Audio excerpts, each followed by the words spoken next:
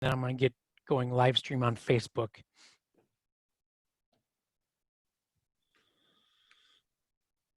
So Gavin, Chief Dave, if you can mute your video, that'd be great. Thanks.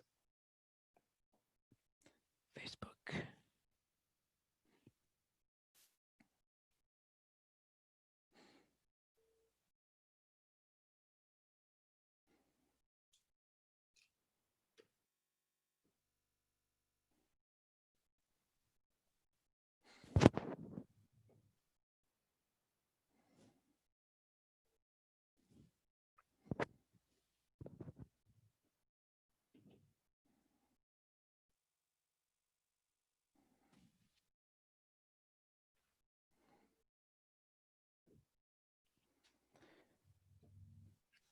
Okay, we just went live onto Facebook, so we're recording and live on Facebook.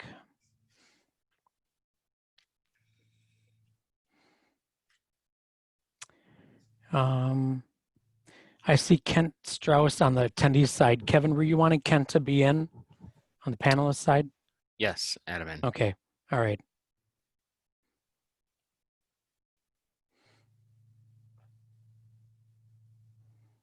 Okay, I'm going to go to a screen share and then we'll get started in just a minute.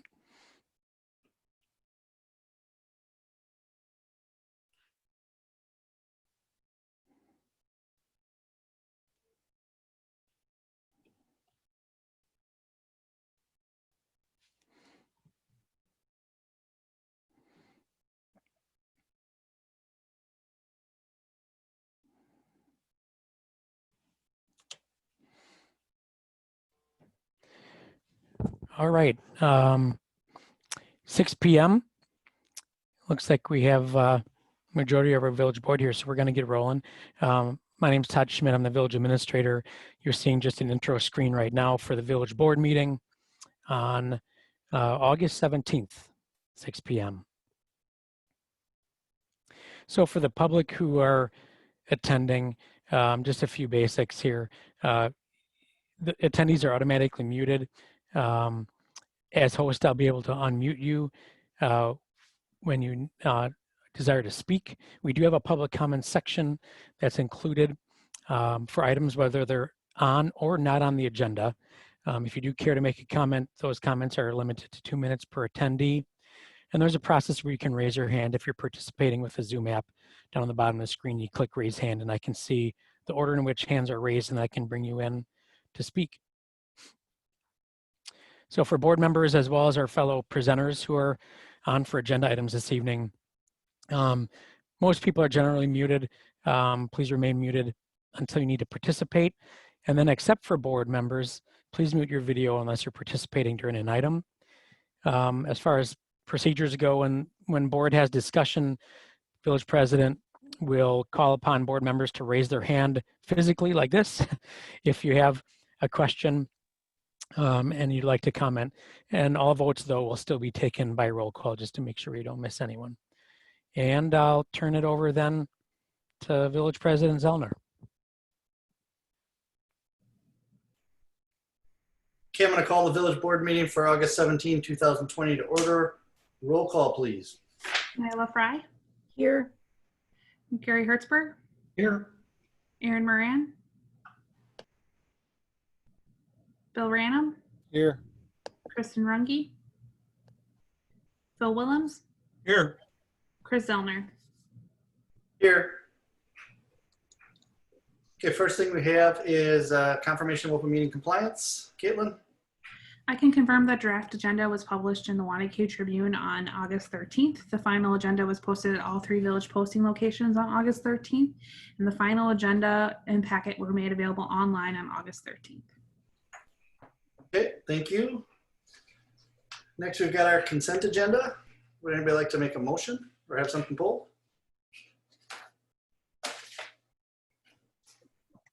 I would move approval of the consent agenda. Okay, motion by Phil Willems. Second. I'm going to say second with Gary Hertzberg. One comment I have or question for, can I ask a question about this, Todd? I just want to make sure. It's just a thing, the agenda to the survey. It says town of Springfield, but everything on the map shows town of Dane. Does that matter? Oh, were you touching on from the minutes? I'm looking at the certified survey map for you in the minutes for, Oh, Kevin, are you on? Yeah, I'm on. Let me look. so the agenda shows town of Springfield. The maps are town of Dane. I just want to make sure we're not doing anything wrong there, since they don't match.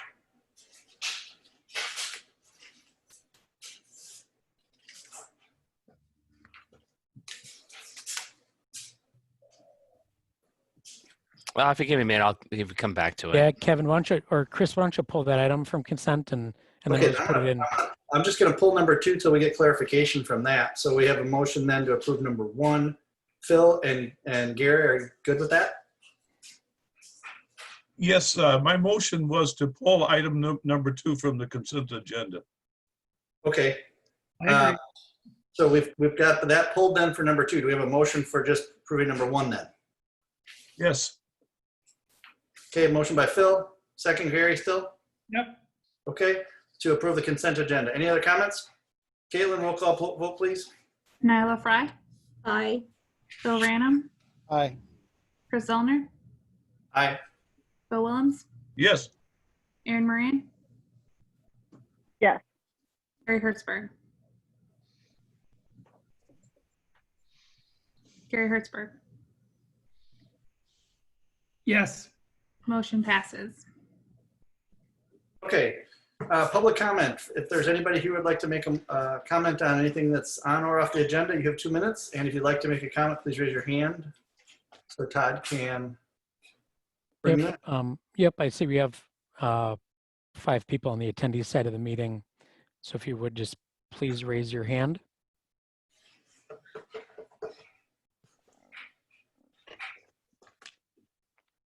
No hands raised at the moment, Chris. I'll give it 5 more seconds. If you've got a comment you'd like to make, please indicate right now. Todd, any? Nope.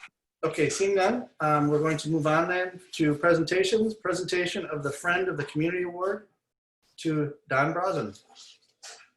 Todd, am I handling this or who's handling this? Connie is here Connie, great. from, yep. Go ahead, Connie. Chris should have gotten a write-up and was going to read it. Do you have that, Chris? I'm sorry, I didn't hear what you said. Apologize. The write-up on the award was supposed to be given to Chris to read. Do you have that, Chris? Yep, I got it. I just didn't know if you had any comments beforehand.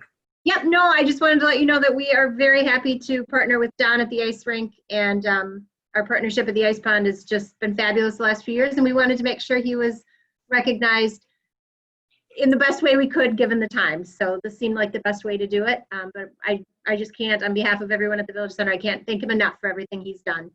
Okay, thank you. So Todd, can we pull Don onto the video screen so we have him in here? Yep. Don, if you would unmute your, There he is. there he is, yep. All right, the Village of Waunakee Community Services Department is thrilled to present our Friend of the Community Award to Don Brazen, General Manager at the Ice Pond. Don's ice rink career began in 1996 when his young son signed up for Learn to Skate with the Waunakee Wildcats youth hockey program. For the next 14 years, Don, his wife Helen, and 2 children, Matthew and Hannah, visited many ice rinks, and Don became more and more involved in the skating world. Don took on various roles on the youth hockey board, including equipment manager, ace coordinator, and apparel coordinator. He was also a team coach each of those 14 years. Once his son moved on from youth hockey, Don served on the Norski Blue Line Club board for 4 years and worked as an interim assistant coach for the high school team. During the time the ice pond was being built, Don volunteered on the building committee while he and his wife owned and operated a screen printing business. As the building progressed, Don became interested in being more directly involved in the operations of the facility. He and his wife sold their business, and in 2012, Don was hired as the general manager of the ice pond. In order to further his ice rink knowledge, Don got involved in the Wisconsin Ice Arena Managers Association. He was elected to an at-large board member position in 2015 and is currently the president of WIAMA. WIAMA. Additionally, Don earned his certified ice technician designation in 2016 and became Wisconsin's 9th certified ice rink manager with the U.S. Ice Rink Association in 2019. It is easy to walk into the ice pond to watch a hockey game or participate in open skate and take for granted all the work that goes into making the facility run so well. Outsiders have no idea the vast number of people who use the facility. Don is that behind the scenes guy who juggles the schedules of many teams and groups, maintains the condition of the facility, and works to maintain a perfect sheet of ice for all to enjoy. While Don's job as the general manager of Ice Pond is to ensure that things are operating smoothly, he has gone out of his way to support the Learn to Skate program, which is run through the Village Center. Don has been a great partner, helping create an environment that allows people in our village from ages 3 to adult to partake in the lifelong recreational sport of ice skating. All his support and creative scheduling has allowed the Village Center's Learn to Skate program to grow greatly and has fostered the growth of other skating opportunities for children in our community. There's no doubt that we could not offer these programs without Don's support. Don Brosnan's efforts are greatly appreciated by our community, and a huge thank you goes out to him and for the countless hours he has put into making ice skating a fun activity for our village. So Don, thank you for that. Todd, do we need to make a motion, or should we be making a motion? I don't see that here. Caitlin, do we have a, is it just a presentation? I don't think there's a motion required. It's just a presentation of the award to Don. No motion Perfect. required. So Don, if I could hand you the award right now, I would, but unfortunately we can't. If you'd like to make any comments, you're more than welcome, and I'd just give a round of applause from everybody to you. I did receive the award today, holding it up right here, so thank you for that. It's been fantastic to be a part of this community, so much so that a little over a year ago I moved into it, no longer on the Norski side of things, still working with them, of course, but resident of Waunakee now. Connie has taken this Learn to Skate program to new levels. I look forward to working with her for years to come. It's great to be here, and thank you for the award. Super. And on behalf of the village board, thank you. And once again, we'll give them a round of applause. Thank you, everybody. Thank you, Don. Thank you. Thanks, Don. Thanks, Connie. Okay, next presentation we have is a presentation and update regarding current projects and construction in the village. And Kevin Even has that presentation for us. And I see that Aaron Moran joined, so welcome, Aaron.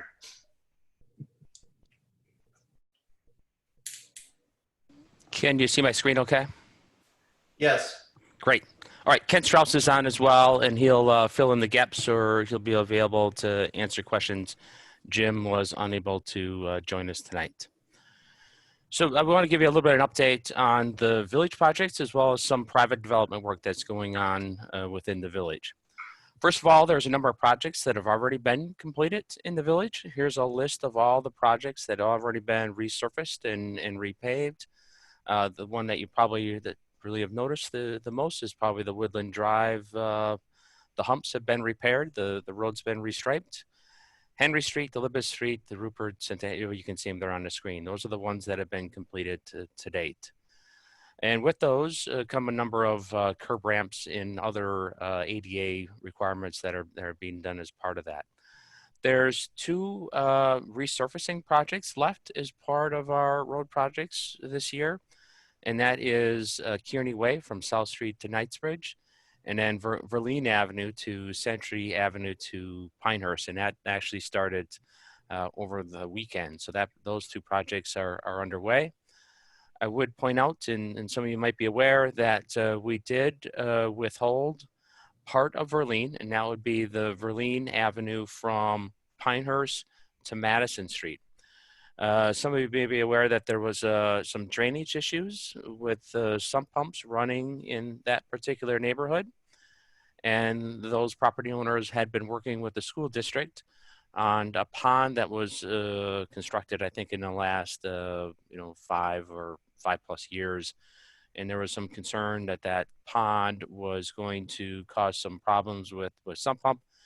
And before we complete that section of roadway, we thought it'd be prudent, because I got an email from some that live there that they continue to have sump pump issues. They're pumping, the majority of them are pumping into their lawn. Some of that water then will spill over across the sidewalk or into the roadway. What we said we would do is put that section of road on hold, and that would give our Public Works Committee then a year to evaluate if we want to add storm laterals so that they could pump directly into our storm sewer system. We did that for another part of some streets we did a couple of years ago, but those were as part of reconstructs. Still think it's worthwhile to look into it. You know, I think there's a public interest involved because when they pump this water into the street, many times it'll go over the sidewalk, cause some slippery conditions on the sidewalk. So I think it's the benefit to hold off on that section, evaluate what our costs are. We typically as a village can only extend that storm lateral right up to the property line. We're not allowed to make improvements on private property, but that's what we did for other, like at least the other section that we did. I think that was probably 3 years ago. The Centennial parking lot resurfacing, you know, we were able to move forward with that project. We didn't have to work around Waunakee, and that is scheduled to be completed yet.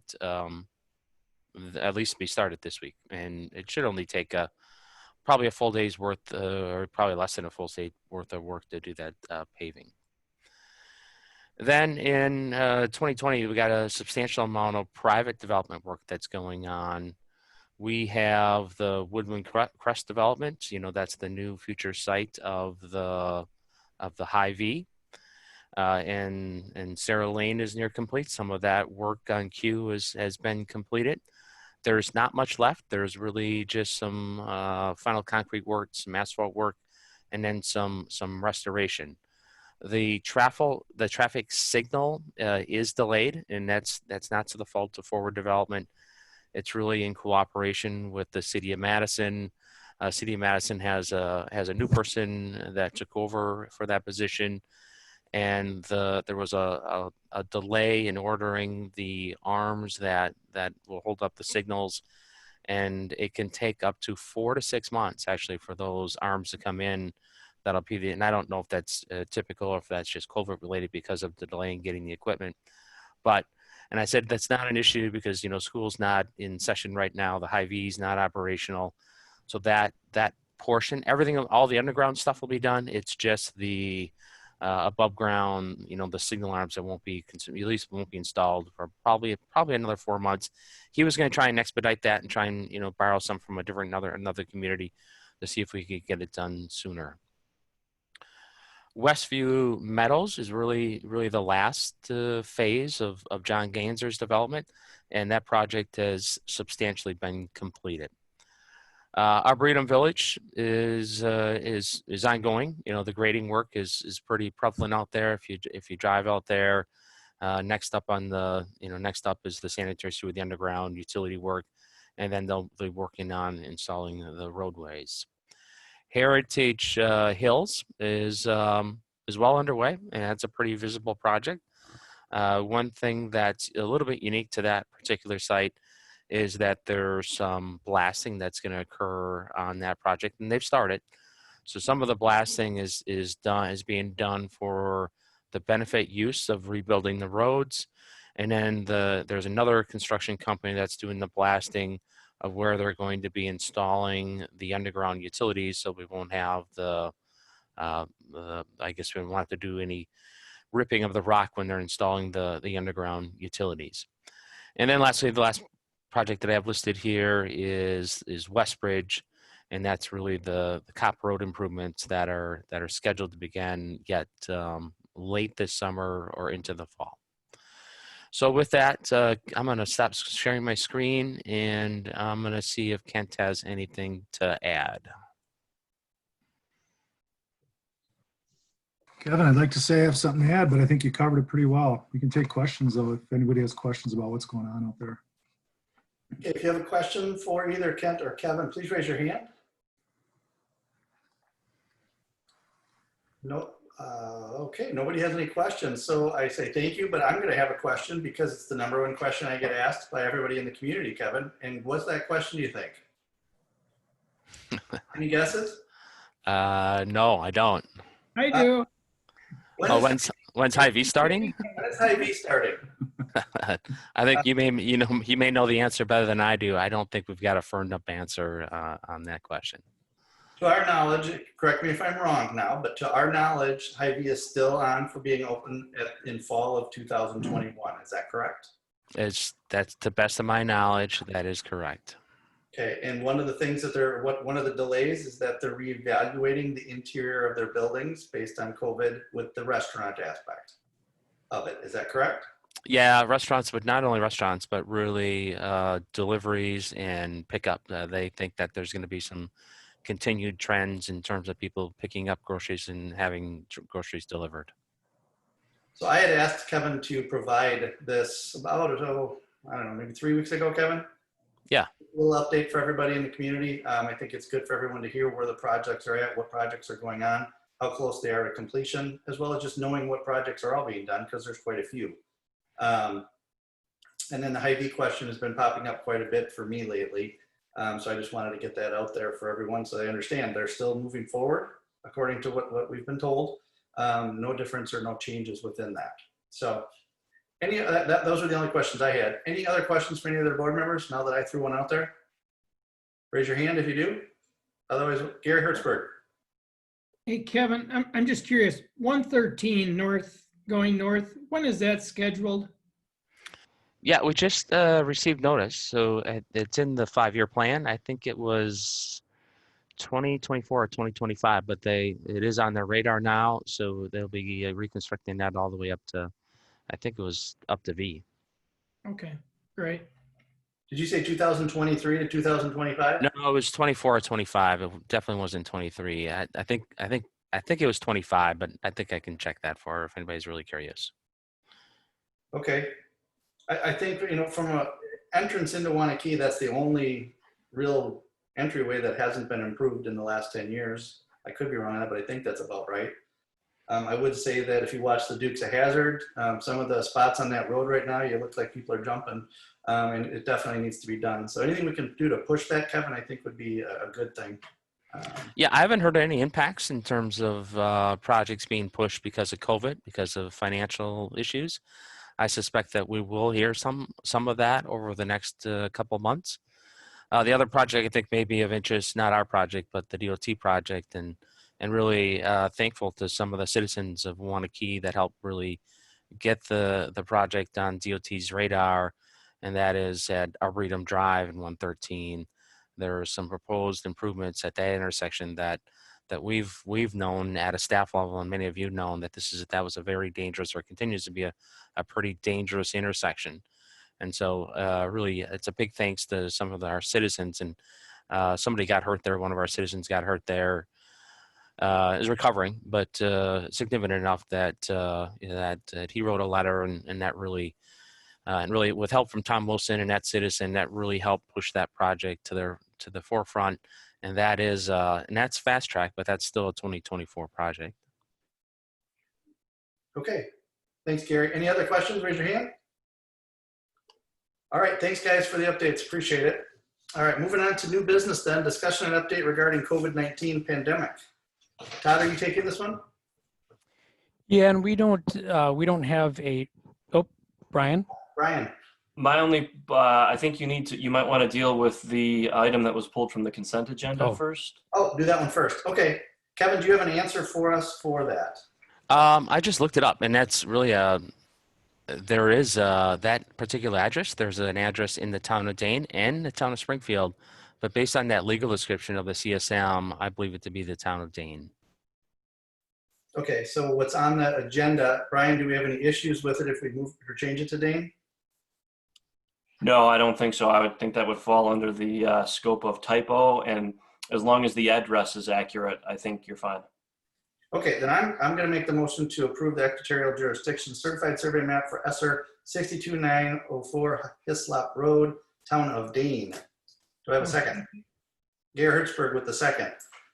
Caitlin, roll call. Any other comments? Okay, Caitlin, roll call vote, please. Gary Hertzberg, Yes. Nyla Fry, Yes. Bill Ranum, Yes. Chris Zellner, Yes. Bill Willems, Yes. Aaron Moran. Yes. Motion passes. Okay, then now we'll move on to discussion update regarding COVID-19 pandemic. Todd? Not a ton of new information to share, but maybe I'll put Caitlin on the spot if she wants to jump back on. We just had an election last week. I think things went well, but curious, Caitlin, if you could talk about both how things went with the election in the face of the pandemic, and then looking forward to November, how you're feeling about that too. Yep, so we can confidently say we had a second pandemic election that was very successful. We had about 200 voters choose to vote in person for each polling place. So over the course of the day, we had about 400 people show up in person. Turnout in both polls, where it was, including those in-person people, was around 1,200 in each polling place. So definitely a lot of people utilizing the absentee vote by mail option. So overall, it was a very successful day. We implemented all of the same procedures we had in April and just tweaked them to make them be more effective. So that included, masks. Mask wearing wasn't a mandate back in April, but it is now. So masks were worn. Workers were taking adequate time to wash their hands and sanitize. We had our plexiglass sneeze guards up, social distance throughout the entire village center and polling place. So overall, it was a very quiet and uneventful day, which is what we like for elections. We like uneventful, nothing happening. And I would just like to say a quick thank you to our community. We receive emails just about every day of community members who want to volunteer and help at our polling place, which isn't the case for all communities in Dane County. We're really fortunate. So we're able to utilize a lot of new volunteers who have just come out of the woodwork to say, I want to help out. We're able to train them and get them in the polling place. So thank you to the community members who have stepped up and continue to step up every day. Looking forward to November, we anticipate to have a large response of mail-in absentee voting requests and ballots going out. We anticipate that we will be getting our November ballots by the third week in September. So we're going to be doing a social media push this week, next week, leading up to that date, to have people give us their absentee ballot requests if they haven't already by that date, because then we can get those ballots out in the first wave, and people can have plenty of time to complete them and turn them in, either if they choose to put it through the Postal Service or drop it off at Village Hall in our drop box. So looking forward to November, we're anticipating high turnout via absentee voting, which will again put a lot of pressure on our election workers the day of to process all those applications. And with every election, laws tend to change, court rulings tend to happen, so we continue to roll with the punches and implement everything we can with the best of our knowledge at the time of implementing them. But overall, we're continuing on. Great. Nyla put her hand up. Nyla, you have a question? Yeah, I have a question. I noticed the drop box at the Village Hall is rather small. I was wondering, will that handle the influx of ballots that you think you may get? And if not, if it's possible to put a bigger box out there. Yep, so twofold. We did purchase a USPS mailbox that we used in August outside on Election Day at the Village Center, and my intention is to move that to Village Hall as soon as we start sending out the absentee ballots and clearly marking it. You can put all your ballots here. We do check that drop box regularly when we're in the office, but we are also investigating the potential of getting a bigger drop box for Village Hall itself, just with tax season coming and us not knowing what tax season is going to look like. We just think that drop box is going to get utilized more. So we're kind of doing twofold now. We're investigating getting a bigger box, and we have that USPS mailbox that we intend to put out at Village Hall for returning absentees as well. Okay, thank you. You're welcome. Because I know there's a lot of news out there right now about the Postal Service, and I think we constantly are getting emails from voters weary about putting their ballot in the mail. So we just want to make sure people know that, if they live locally, they can for sure drop it off at Village Hall, and we will process it. Okay, I just had one question, Todd, if you don't mind, and it's pandemic related to this. So with the amount of mail outs, Caitlin, are you anticipating how many you think are going to be going out to people? Second, do we have budget money for that postage, and are we reimbursed by the federal government for that? So we are anticipating Lori sent me the numbers today. We're anticipating roughly 10,000 ballots to go out via the mail. We probably already have 4,500 active requests, and we're anticipating a lot more requests to come in because there's a lot of voters that just choose to vote in federal elections or only vote in November. So we're going to see an increase. Additionally, the Wisconsin Election Commission is working on a mailing that will go out to all registered voters who have not requested an absentee ballot on file yet. So that will also increase our demand for absentee voting by mail. We do have enough budget carryover to handle the influx of postage needs. Additionally, the village has qualified for so the CARES money, the Federal CARES Act, funneled some money down to the states for voting during the pandemic. And the Wisconsin Election Commission has turned that over to local municipalities. And we received about $1.10 per registered voter to assist with COVID-related election expenses, and some of that will help defray the increased mailing costs. But in Wisconsin, we are required to put a return stamp on all absentee envelopes, so the voter doesn't have to pay for that postage, the village does. And traditionally, it is the municipality's expense to cover that postage. So we included in our budget. Obviously, we didn't include a pandemic amount of postage, but we should have sufficient reserves on file and carry forwards to the election system to handle it. Looking forward, I anticipate that absentee voting is going to be kind of the new convenient thing for voters to do, and that we will be increasing our line items for budgets, especially on 4 election years like this year. All right, thank you. All right, anyone else? Yeah, I would just add one thing to piggyback on what Caitlin says about those ballots.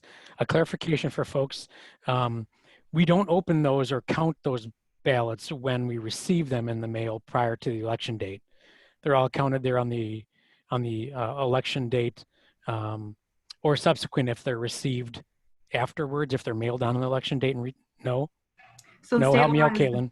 The ballot needs to be received by 8 p.m. on election day. So it either needs to be hand delivered on election day or received from us. If you choose to mail it, it needs to be given to us from the post office by 8 p.m. on election day. That's where you get confused from April. Oh, that was special from the prior election, yeah. But we do need to physically receive the ballot. Wisconsin's not an early voting state like Todd is talking about. We're an absentee voting state, so all ballots are received and counted on election day, not beforehand. The only time, what we do when we receive that envelope back from the voter is we look on the outside the certificate and make sure that it's signed by the voter, that it has a witness and a witness address. Those are the most important things for us to be able to count that ballot on election day. So speaking of cost recovery that Caitlin mentioned, Renee has been helping all departments track expenses. We do have the ability to recover costs, and I believe we submitted our first grant request. Was it in the neighborhood of, was it 25,000, Renee? Yes, I think it was just right around 26,000 was our first grant request. The next period where we can claim costs are between September 1st and September 15th. And then there's one more period, I believe in November, where we can request costs. So we continue to accumulate those and trying to maximize as much as we can from what our allotment was. Yeah, certainly all the plexiglass barriers and safety things are part of the stuff that we've recovered, but even the Zoom meeting fee for having this webinar ability, we've spent several $100s on getting the licensing for this. So this is covered as well. Right. Yeah, any questions on our pandemic response at the moment? I'll keep forwarding the information from Dane County with the updated numbers, and we'll continue to monitor. We're certainly taking a very cautious, intentional, and slow approach for the sake of our community and our employees, for keeping people safe. So we'll continue to move that way as we proceed. Bill, do you have any comments with regards to anything? Well, I believe it will be probably a 3-year process, so, which is a long time to plan for, but it sounds like we're on it that's what we're doing, is a 3-year plan. I have a question. Yes, Aaron. Have we, I guess, received any people complaining or any like non-compliance with the mask mandate? Like, have people come to us for that at all? Yeah, I'd actually ask Chief Kreitzman to pop up. What have you heard anything, Chief? And what's our approach when we do? Yeah, we have not had any complaints yet. Public health was pretty straightforward that if there were complaints regarding any mask issues, that they wanted that to go to them. And I believe seems like the public has complied. We have not, to my knowledge, had one complaint about somebody not wearing a mask. If somebody does have a complaint, is it okay to bring that to the department, or do you advise that they make contact with another department? Yeah, I would advise that they go straight to public health. Again, that was public health's request. They didn't want to tie up law enforcement with mask violations, so they had requested that those complaints go to them. And is that any? I'm sorry, Bill. I said one follow up. Is that any different now that it's a statewide order versus the county order? We're still treating it the same way, so I don't believe so. Okay. We continue to work with them on all the cases that come up regarding the COVID restrictions. Bill? So do we have a plan for if somebody decides to do this on go mask free on election day? Is there a way? That seems like the public health is not going to be able to get there or enforce or help at that Bill, time. I can talk about that. So we can't mandate a mask on election day because voting is your constitutional right.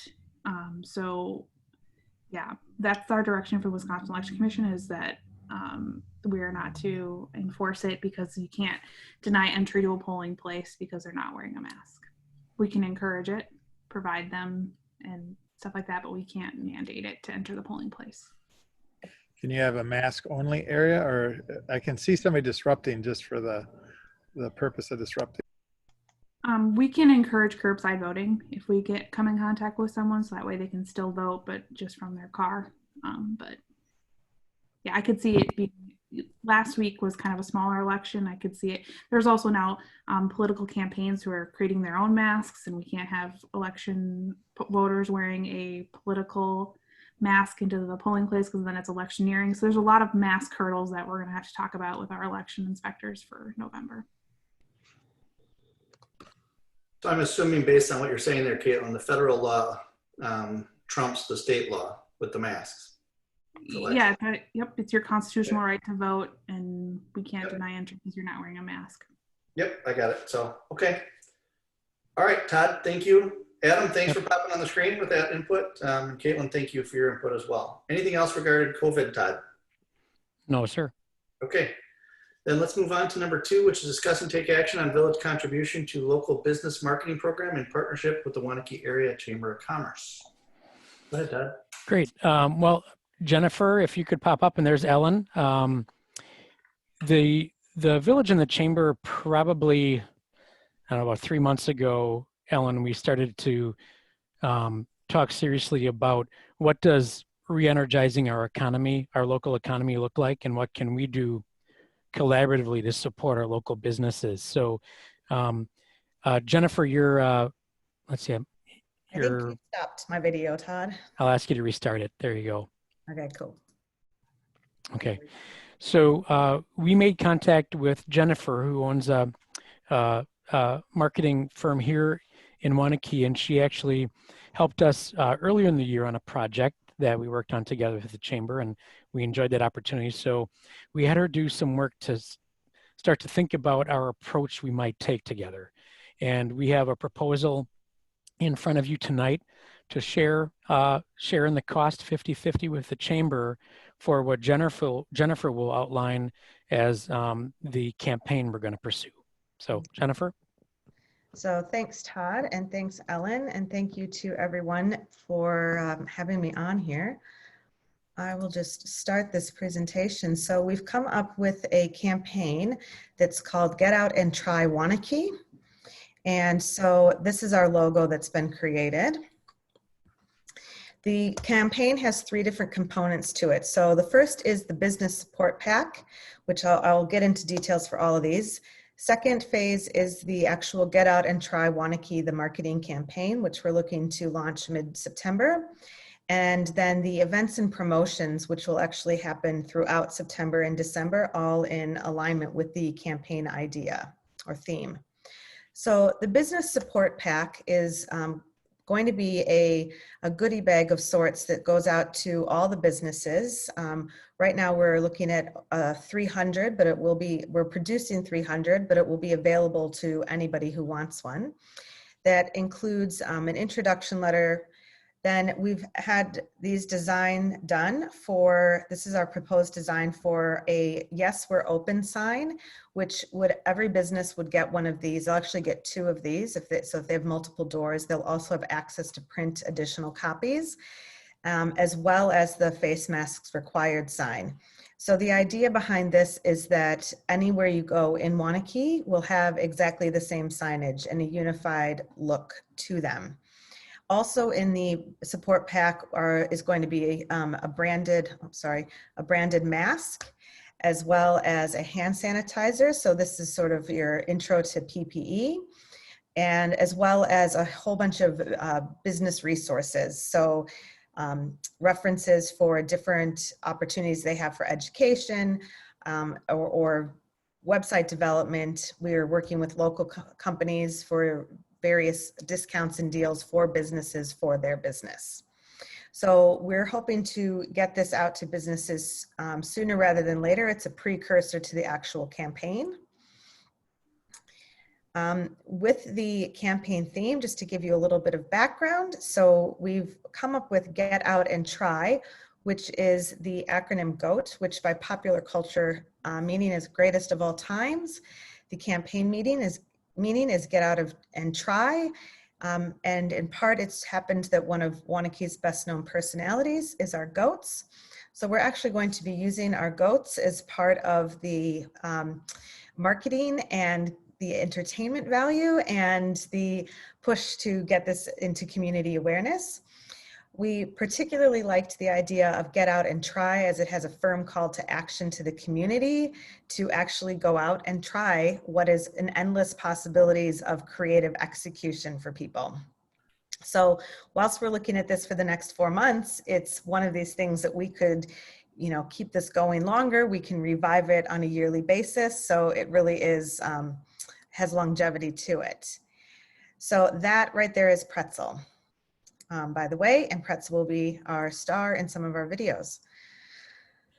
So with the campaign itself, we're looking at 2 different types of videos. One is, we're looking at about a hard drive for 6 to 8 weeks of weekly themed goat videos, as well as we're targeting local and speaking to local personalities and celebrities to do selfie style videos of what they are doing to get out and try around Waunakee. Again, all of these are not going to be business specific. They'll be themed. So for instance, we've got a DIY themed video of how you can go out into Waunakee, and there's lots of different places to find the bits and pieces that you need to do your latest DIY. Or there's a self-care video of how Pretzel the goat goes out and has a self-care day around town. The platforms we're using, we've got a dedicated website, goatwaunakee.com, that has been secured and will be rerouted through the waunakee.com website portal, as well as all of your social media. Now you will be familiar with the Rally Around Waunakee campaign that happened at the beginning of COVID. We've actually talked to all of those organizers, and we're going to be rebranding the Rally Around Waunakee social media pages because they already have a large following. And then we've got some traditional media formats that we're looking at as well. With the events and promotions and how the community can be involved, I'm working with Ellen and Todd and the already established events that are on the calendar, and how can we rebrand them and also make them COVID friendly. So we're looking at a goat day instead of depot days for downtown at the end of September. We're brainstorming how we can continue with Boo Bash, which has been hugely successful in the business community the last 4 years, but actually make it COVID friendly. There is a nationwide campaign around Small Business Saturday after Thanksgiving, so we'll be jumping on board that. And then we're also looking at Santa and how we can involve Santa in all of this. With regards to the promotions and community, we're looking at social media competitions, business highlighted by actually, so you've probably seen flamingos who have flocked businesses. We're going to go to our businesses. A scavenger hunt or community bingo. This might be a virtual thing as well. Kids coloring contests with our contest. Winners are going to get a picnic with Pretzel, the goat. And then how do we also tie in charity to this. So we're actually looking at how we can bring in, like, participation is through donations as well. And so the budget, which I believe you have seen, high level, we've got the business pack is around 5,500. The initial campaign materials were around 1,600. The videos, the goat videos, we will be getting a local Moonstruck Media to produce. That is just for the video production side and editing. The goat, I believe, is time is being donated, and we have a donation of voiceovers, the social media competition prize pool, and then the event, as you'll see here, there's a couple of TBDs. The events and promotions, a lot of those, because we're reworking what was already a event, that we're looking at how that budget can actually work in there. So that is, and as Todd said, it's really a collaborative effort between everybody in town. So any questions? Nyla, go ahead. Okay, I have two questions. One, the business support packs, will non-chamber members receive those? And my second question is, will signs and banners meet village specifications for size and placement? To answer your first question, yes, this is open to all businesses. This is not a just chamber. So the market research that we've already done, we sent out to over 530 businesses in town. And all of the business support packs and all of these activities are open to every single business in Waunakee. As far as the signage and everything goes, absolutely. Everything will be village compliant. As far as signs, as far as how they're put up and where they're put up, and time limits around that. Thank you. Other board members, any questions? Phil? Not a question, but a comment. When I read this, I went immediately to a couple of places. My last place today was at Rex's. I asked him what he thought of this as a business owner, and he said, looks pretty good to me, and I'm looking forward to cooperating with it. Oh, that's good to hear. Rex has been on our task force, and he's, as he's also our talent and one of our masks required signs. So I'm looking forward to working with him too. Rex is a talent? Yeah, check this out. Did you not see it, Phil? There you go, right there. Yeah, he is good. So thank you for that feedback, Phil. Other questions? Raise your hands. Or I could comments. just say a few words too, please. Go ahead, Aaron. Yeah, I have a question. When you talked about, can you go back to the slide with the audiences and the different media, or the different medias, I guess? So which one? This one? Yeah, this one. Just is the audience for this like just Waunakee residents, or is this more regional or county, kind of drawing people in too? Yes. So we aren't at this point, we aren't doing a hard sell outside of Waunakee. However, part of our behind my mind thinking on a lot of this, particularly when it comes to the goat videos and such, is to actually be attracting as like a human interest story or news story. We're going to, part of all of this as well is contacting the local stations to let them know what's going on. I mean, Waunakee's had a couple things on Channel 3 in the last week. So, you know, using those contacts there.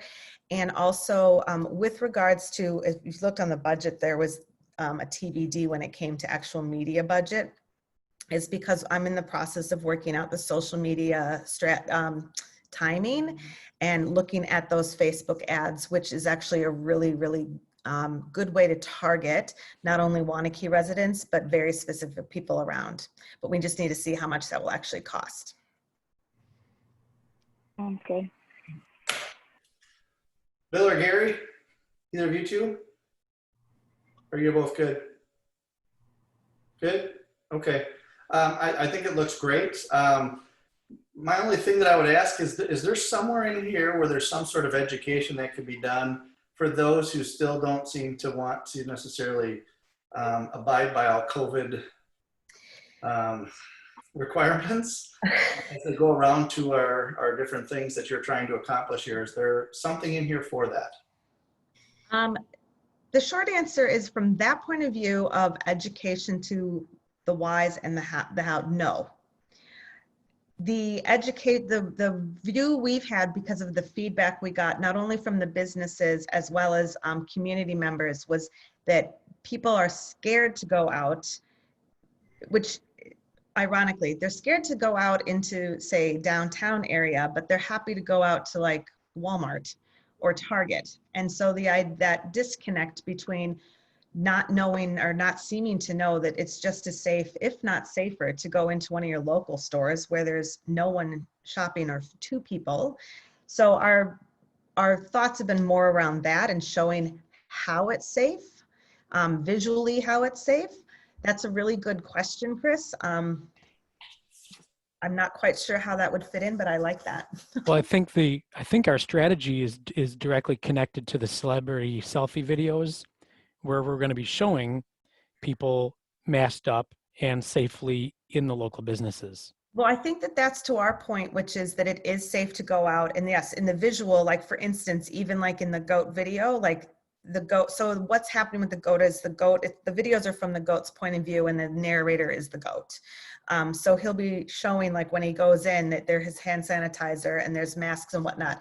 But I think, Chris, if what you're saying is how do we educate those who are unwilling to participate in the safety? Is that what you're asking? Yes. Yeah. That we haven't, I don't think, addressed. Okay, and then on your last screen where you showed where the different expenses were, if you can pull that back one. Mm-hmm. So agency management fee, what is that exactly? So that is, okay, so I've actually put here, Todd, do you have that previous proposal? Has anyone seen that previous proposal? The full budget is in the board's packet. Yes. It's on page, I can tell you, page 33 and 34 of the meeting packet. So I've got that in front of me, Todd. So yeah, I'm looking at that. I'm just curious. I mean, the only thing I ever get uncomfortable with is that the agency management fee is more than the other fees.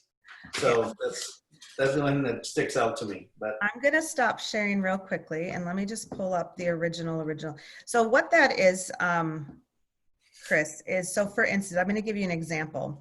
So like say with this development of the actual videos. So the only thing that's outside the scope for the videos that needs to be paid for is the video, the production.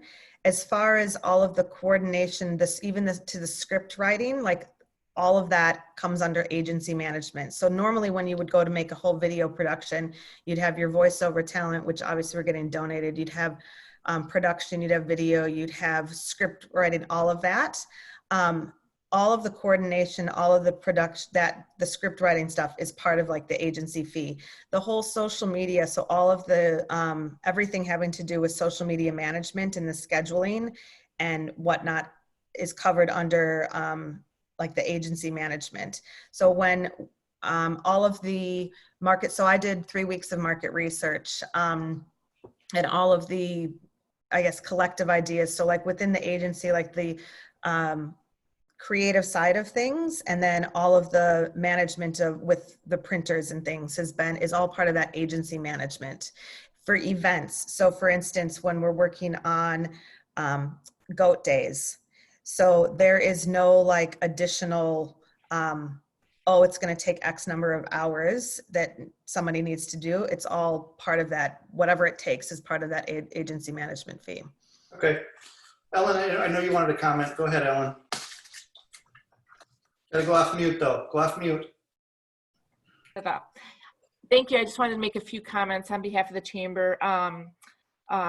2 weeks ago, the chamber board of directors, we had a special board meeting in which Jennifer shared the phases and the plans here. And after that, we did take a vote, and it was unanimous that we wanted to move forward and partner with the village on this. Our board thought that it was a great way to show working together and a commitment to the business community. And even larger than that, I know, Nyla, you would ask if it was just chamber members. Basically, since COVID, we have opened our resources and everything that we can for all businesses in the Waunakee and Westport area. So we believe that we will continue to do that through the end of the year, hoping that, you know, it's the right thing to do, especially right now, because we want our businesses, we want to be of help to our businesses. So we've already committed, I think, money in that first phase, and which was, I think, about $1,600 for phase one for that market research.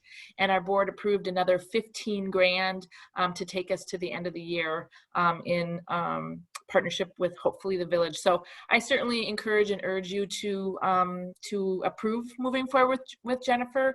It's been nice having an expert marketer in this area, and she's really led us along. And we've also had a great group of task force members. I think we've been meeting every Monday on Zoom for 6-7 weeks. So this has really been a culmination of a lot of thought.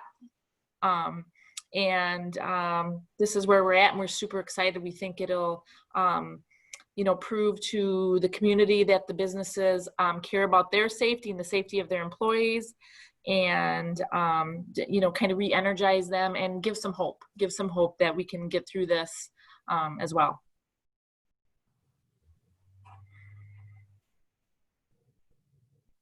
Thanks, Ellen. Gary, go ahead. Hey, Chris, I was wondering, some of our businesses, if it's El Charo or Lone Girl, they've made some investments in some additional outdoor seating, and I'm not sure if the public's aware of that. So anything we could do for those businesses that, if they can let the public know what their safe capacity is, so that the people feel more comfortable in, going there. I think it might be helpful. I'm not sure how you do that, but, they made some monetary investments. I think we should support them and, their efforts to make it safer for the public. We can probably have that as some focus on a number of our videos, I would think, Jennifer and Ellen. Todd, is our liaison within the chamber. Do you have any comments as well? I'm very excited about the partnership. It's the right thing to do. Frankly, I wish we could do more. I expect that, frankly, that we're going to need to do more, because as Bill said, we're in year one of what will be several years of pandemic impacts. So I'm supportive, staff is supportive of the recommendation, which is to approve up to $15,000 in funding for the GOAT business marketing campaign and authorize the village administrator to enter into agreements in relation to the campaign. Okay, Phil's got his hand up. Yeah, I'm not a big user of it, but I'm learning to. But social media, the chamber site has, on a regular posting, highlighted businesses that have eat out areas and etc. And I've been able to find places that I could go and dine outside, like El Charo, and they've publicized Lone Girl, the Red and White, and etc. So what I'm leading into is I'm ready to make a motion to approve up to $15,000 in funding for the GOAT business marketing campaign and authorize the village administrator to enter into agreements in relation to the campaign. Okay, so motion by Phil Willems. Do we have a second? Nyla, are you the second?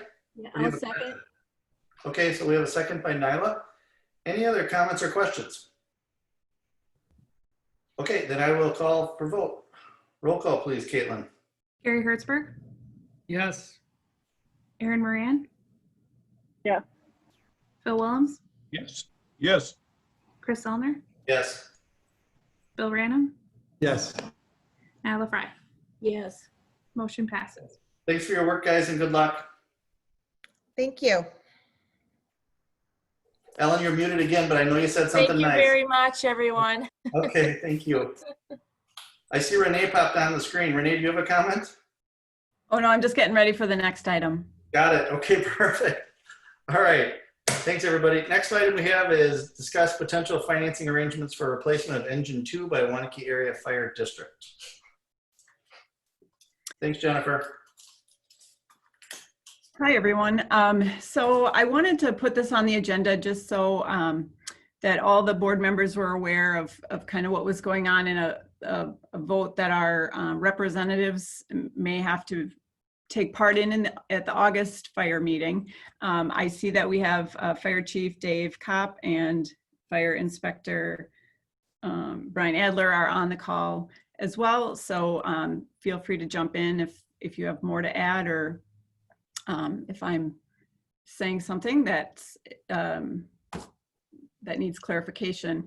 But the basic thing here is engine 2 at the fire district is scheduled to be replaced in 2021. And so they've gone out for bids. The bids were returned at the end of July.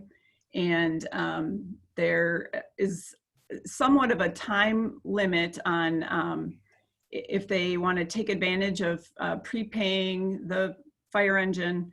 They get some discounts and things of that nature. So at the last meeting, and by the way, I attend the meetings just as a sort of observer on behalf of the village, because we do make up about over 70% of the fire district in terms of the costs and our representation. So at the last meeting, they started discussing this, and it looks like at the August meeting, they may take a vote on some of the options in terms of financing the engine. So in general, there's two options. Either the district can borrow the money, and then the principal and interest over the next few years rolls into the operating budget of the district and is spread amongst the municipalities. The second option is for the individual municipalities to borrow for their shares of the engine, and similar to what we did a couple of years ago for the air packs that the district needed. So I just wanted to kind of walk through the pros and cons of the options, and see if you guys have any questions that either I can look into if I don't know the answer now, can look into before the August fire district meeting, or just have a discussion, I guess, so that so Nyla and Bill are representatives on the fire district board, so they would be taking part in any votes on this item. So option one, where the district borrows the money, that has been typically used in the past. The district borrows the money, and then each year, as part of the operating budget, the principal and interest is included, and the village gets a share of that operating budget. As I mentioned, we make up approximately 72% of the district, so we take on 72% of the operating budget. And that's calculated every year, but it's been around that amount for a while. So the advantages to that are obviously the village does not have to do its own borrowing. It doesn't count against our debt limit and that type of thing. But since the fire district's budget has not been set or proposed to the board, we don't yet know, what kind of increases we could see in the operating budget. And if it's part of the operating budget, we have to fund it within our debt limits that the state statutes require. So that can be tricky since we don't know, how much our share of the operating budget will be this year, or, for 2021 and over the next few years as this is being paid back. And we could have the potential of, being right up or exceeding our debt limit and then have to cut expenses in other areas. With option 2, where the village borrows, that is somewhat mitigated because any borrowing that the village does falls outside of the debt limits. So and we would also have flexibility to maybe use some of our fund balance to pay part of our share. And I should have mentioned that the estimate for the village's share of the engine is $360,000. So it's a pretty big chunk. And so that's, again, why I just wanted to make sure we had this discussion. I'm just looking at my notes. Sorry, I apologize for that. So I guess, first off, Bill and Nyla, do you have anything to add from the previous meeting or any comments before I have a little bit more to say? We'll go Nyla first. I do have a question, not so much a comment. How many years will this loan be for? I never really asked that question at the meeting. So the information that Brian Adler got from the State Bank of Cross Plains is that they're somewhat flexible, but it's looking like it would be a 3 or 4 year loan at 2%. So my understanding is that we already pay towards, we already have money that's dedicated to future expenses on the vehicles that we've started to over years. I think it's what the total for the group is, I believe, Brian, is around $200,000. Is that what we said? That each year goes in to paying for these vehicles. So there's already some money that's in for the vehicle. I think the total cost, and again, I'm making it up, is it 800,000 or something? These are expensive critters. Is that close? Yeah, the price on this truck, there's actually two different prices. If you prepay it, at the time you sign the order, they discount the vehicle an additional $35,299. The price of the truck before discount, if you don't prepay it and pay it up front, is $784,072. So if you prepay it up front, which we have done in the past on probably the majority of our trucks that we've purchased, the price is then $748,773. So help me with the difference there. It's about. That's the discount doc of the $35,299 that they give you for prepaying it. So, I mean, that's like basically, it's 10%. I mean, the math is that you should do it. I just am coming up with, if it was at your house, you would do it. I don't know whether it's because the 2% versus the 10% saving over the 3 years is 6%. I mean, basically you can't, it doesn't lose in the math. It's just a matter of the structure of how we want to do it. The money is basically comes in, as I understand it, from us already into this vehicle fund. It's just, are we going to get ahead of it and pay it and try to save the money for, as Dave is saying, or do we want to have the district do it, which is probably cumulative, more expensive for us? Yes, you're exactly right. Last year, or actually for 2020, and Brian, correct me if I'm wrong, we put $200,000 on a line item for truck replacement. Next year is $200,000. As we go further down the road, the next couple of vehicles to be replaced after this engine are relatively minor, except for the squad truck coming within the next, probably, and I'd have to look at the schedule the next 5 years or so. But but the ladder is 10 years down the road. And that ladder replacement today is probably close to $1.5 million. So 10 years down the road, we're probably going to exceed that kind of number. So by putting in $200,000, yes, what we've done in the past, the municipalities have all contributed. The villages got their percentage, Springfield and Westport and so on. So we've taken out of that $200,000 to make the monthly payment for that 3 or 4 year loan. So down the road, we don't have a pile of money sitting there to offset some of the costs of these potential vehicles coming 10 years, for an example. But that's what we've done in the past. Now, whether that's always been the most beneficial, that's where I would rely on Renee to point the ship in the right direction there for what's best for the village and for everybody else for that matter. Yeah, so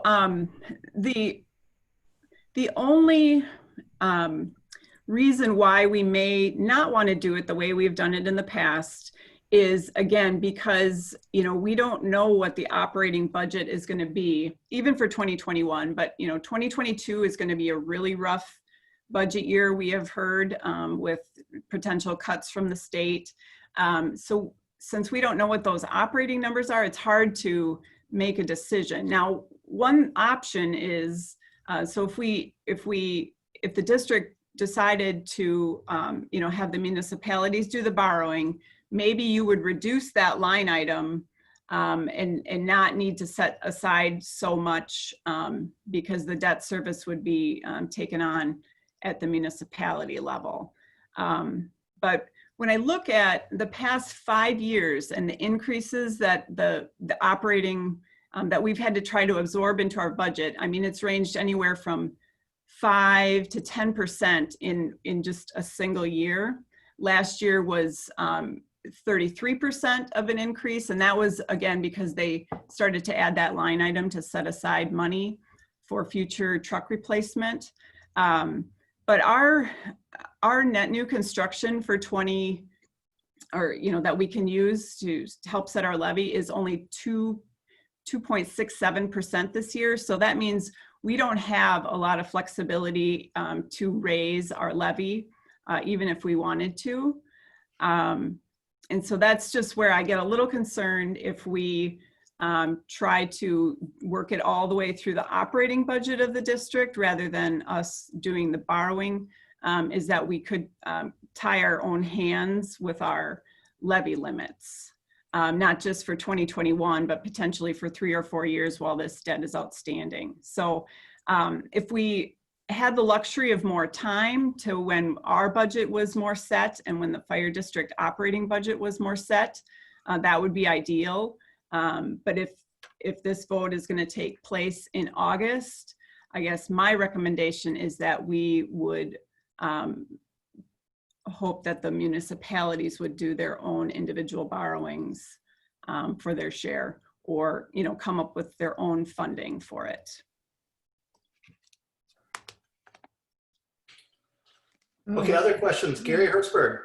Yeah, I'd like to make a motion that the municipalities come up with the. Oh, Gary, there's no motion here. There's no action. The agenda was not noticed for any action. It was just more of a discussion and see if there were questions.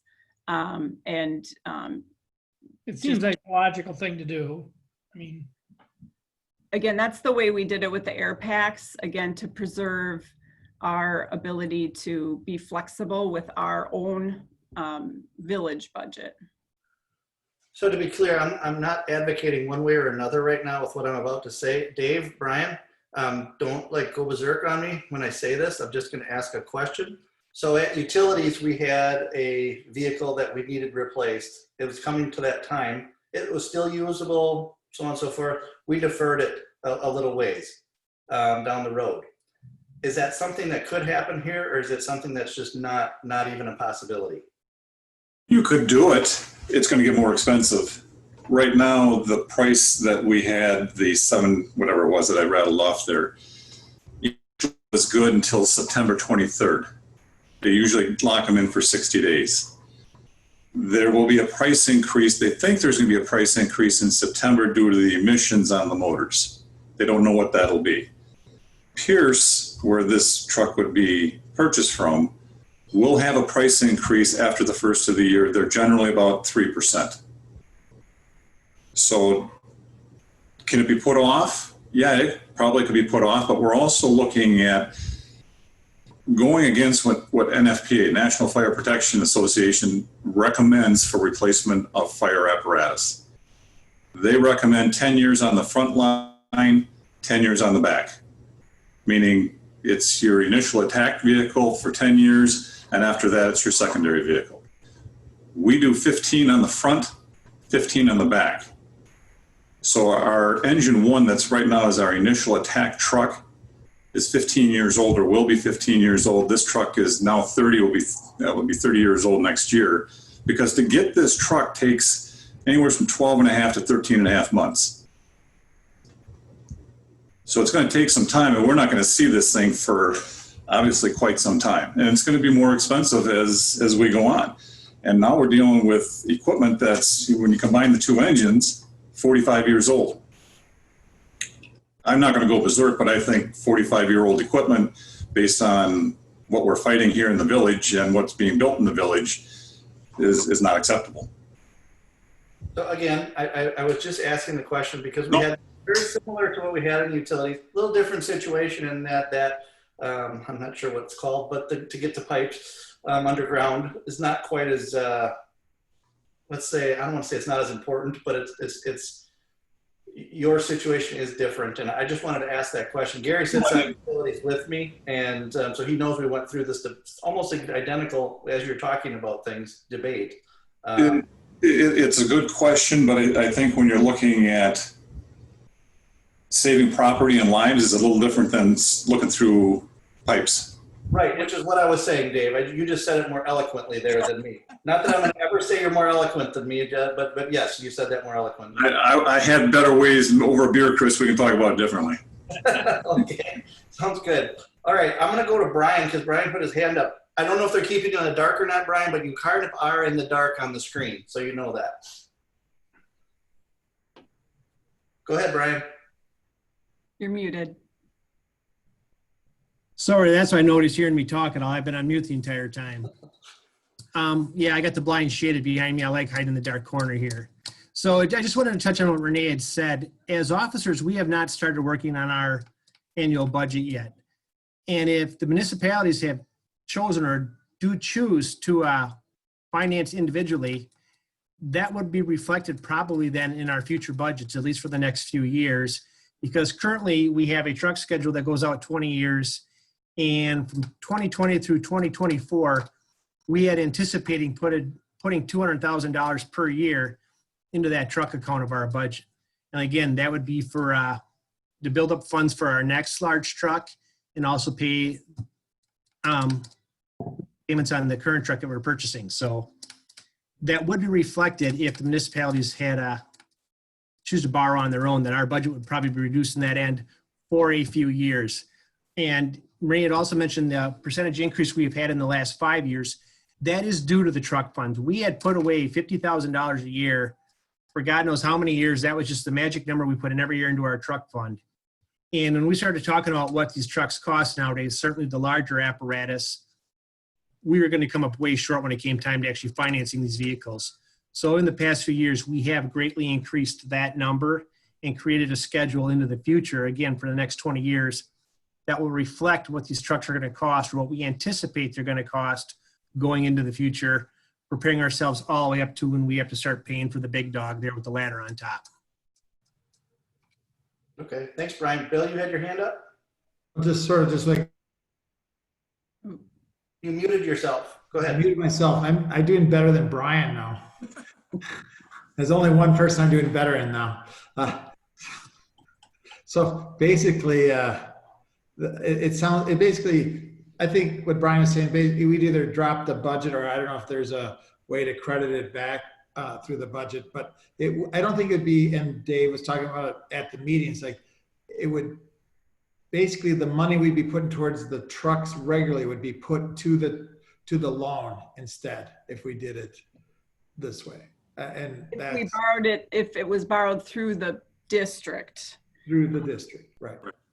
But again, there's some Or the budget, or levy the, correct me again, the budget number would be reduced if we borrowed it, right? Is that basically right, Brian? I mean, That is what I am saying, yes. And I believe Dave would agree with me on that, or let him speak for himself. I would agree with that.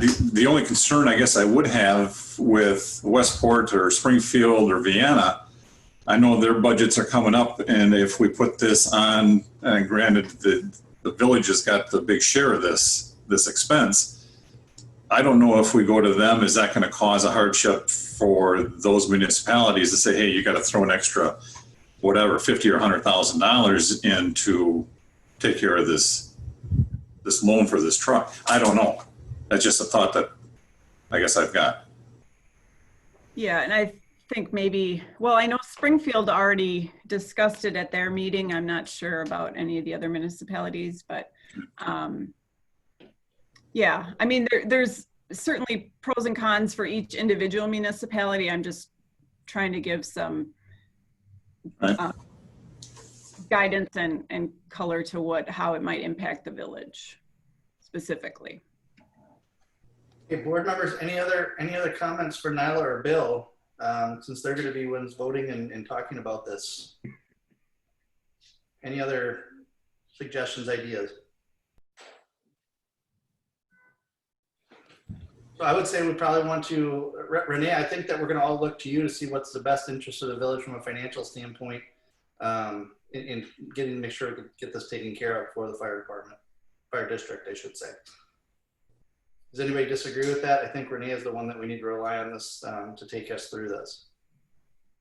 and maybe Brian, as far as, I mean, I apologize, but the budget thing we're all in a domino thing here. Like, if we can get some sort of budget thing for Renee, and then, but I think it's. Well, I don't think it'll be before. It certainly won't be before that August meeting. Yeah.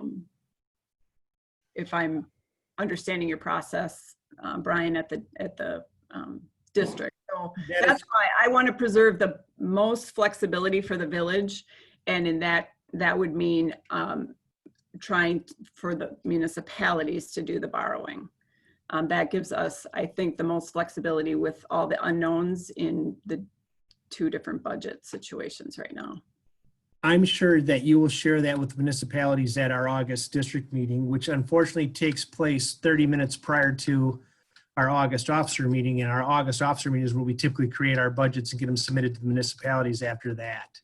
So based off of your recommendation to those municipalities and what their situations are going to be, is going to kind of dictate how we go forward as officers as we start creating our budget for 2021, and certainly in regards to the truck line item 3 or so years after that as well. So it's, you guys are going to dictate it to us, and we're going to try to work within our borders. Okay, Renee, do you have enough direction? Bill, Nyla, yes? Okay, all right, guys. Thanks very much for being on tonight. Appreciate you guys being here. Thanks for having us. Chris, any other reason why you need us on here? Say that again, I'm sorry? Is there any reason why you need fire to remain on here? No, I don't believe so. We're going to fire drill. Sounds good. Thanks, guys. Thank you. Bye. Thanks. Okay, next we've got discuss and take action on appeal of dangerous animal determination. Who's introducing this? Caitlin? Go ahead, Caitlin. Per local ordinance, the fire chief determined a dog to be dangerous and removed from the village. The dog owner appealed this decision to the police committee, who upheld the decision of the police chief. According to the ordinance, the dog owner may now request further appeal to the village board. The village is in receipt of an appeal to the village board. It's attached to the memo included in your packet. Also attached in your packet was a letter from the police chief regarding the situation, an overview of the facts of the matter, and minutes from the police committee meeting which was held on August 4th. It's up to the village board to determine the next steps for this. I can turn it over to the police chief. You can kind of give an overview, and then we also have the dog owner also on the call. Chief? Yeah, just kind of going over the memo that I sent out. We had an incident on, looks like it was reported to us on July 6th, took place the night before. It's a duplex on Centennial Parkway where and one half of the duplex child opened a door, dog came out, went over to the other side of the deck in the back and attacked a dog that was on the porch with 2 small children out there, or 2 young children. The attack ended in the victim dog passing away. And as part of our ordinance, the police chief has the determination on whether or not a dog is considered dangerous as practice that was put in place when that ordinance was adopted or put into place by the village. The police chief reviews all the dog bite complaints. I've done that with Chief Plendel over the last 3+ years. And upon my review, based on the factors in that memo that I put out, I declared the dog dangerous, and we went to an appeal from there, and we're here now. So I do still think these things that I've listed are concerning, and I do still think the dog needs to be removed from the village.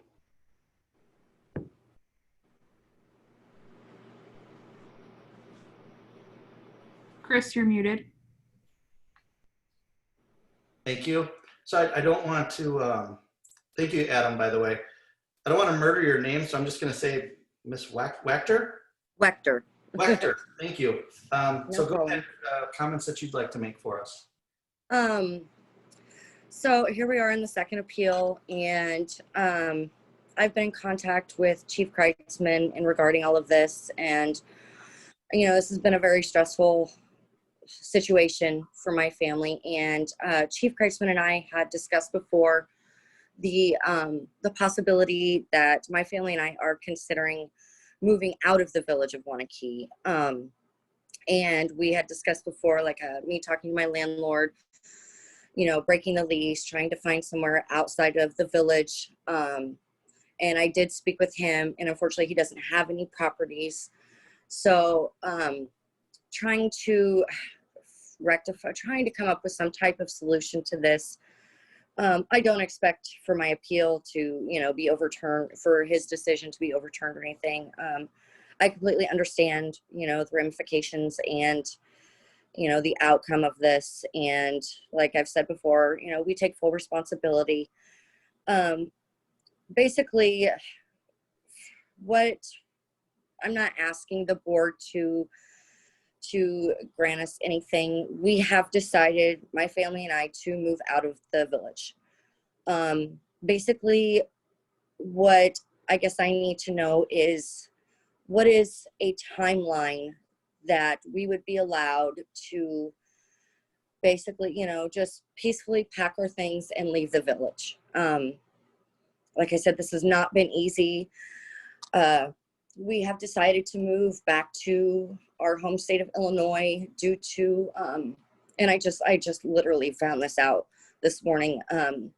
My dad has been diagnosed with terminal cancer, which was our deciding factor. We are looking to be out anywhere, but our goal is mid to late September at the latest. And basically we're just asking to just be granted this time to be able to just go. Like I said, I literally just found this out today. Chief Kreitzman, I had not had a chance to call you and discuss this with you. I didn't even know if I should still keep this meeting, but that's where my family is at. We're just asking for the time to just move on. So first off, I'm very sorry for you and your father. Hopefully everything turns out as well as it can. I know that doesn't sound like a good outcome, so I first give you that. Second, as far as the additional time request, Adam, can you is that something we can do? I think Brian's on the call too. Is that something that we can accommodate, or is that something you're saying, no, we really can't? And Chief Kreitzman, sorry to interrupt. I know you had talked before, about us when we moved and moving to a different property within our landlord, like you wanting to speak with him, doing your due diligence. I've not had that conversation with Dwayne yet. That was actually a conversation that we were going to have tomorrow.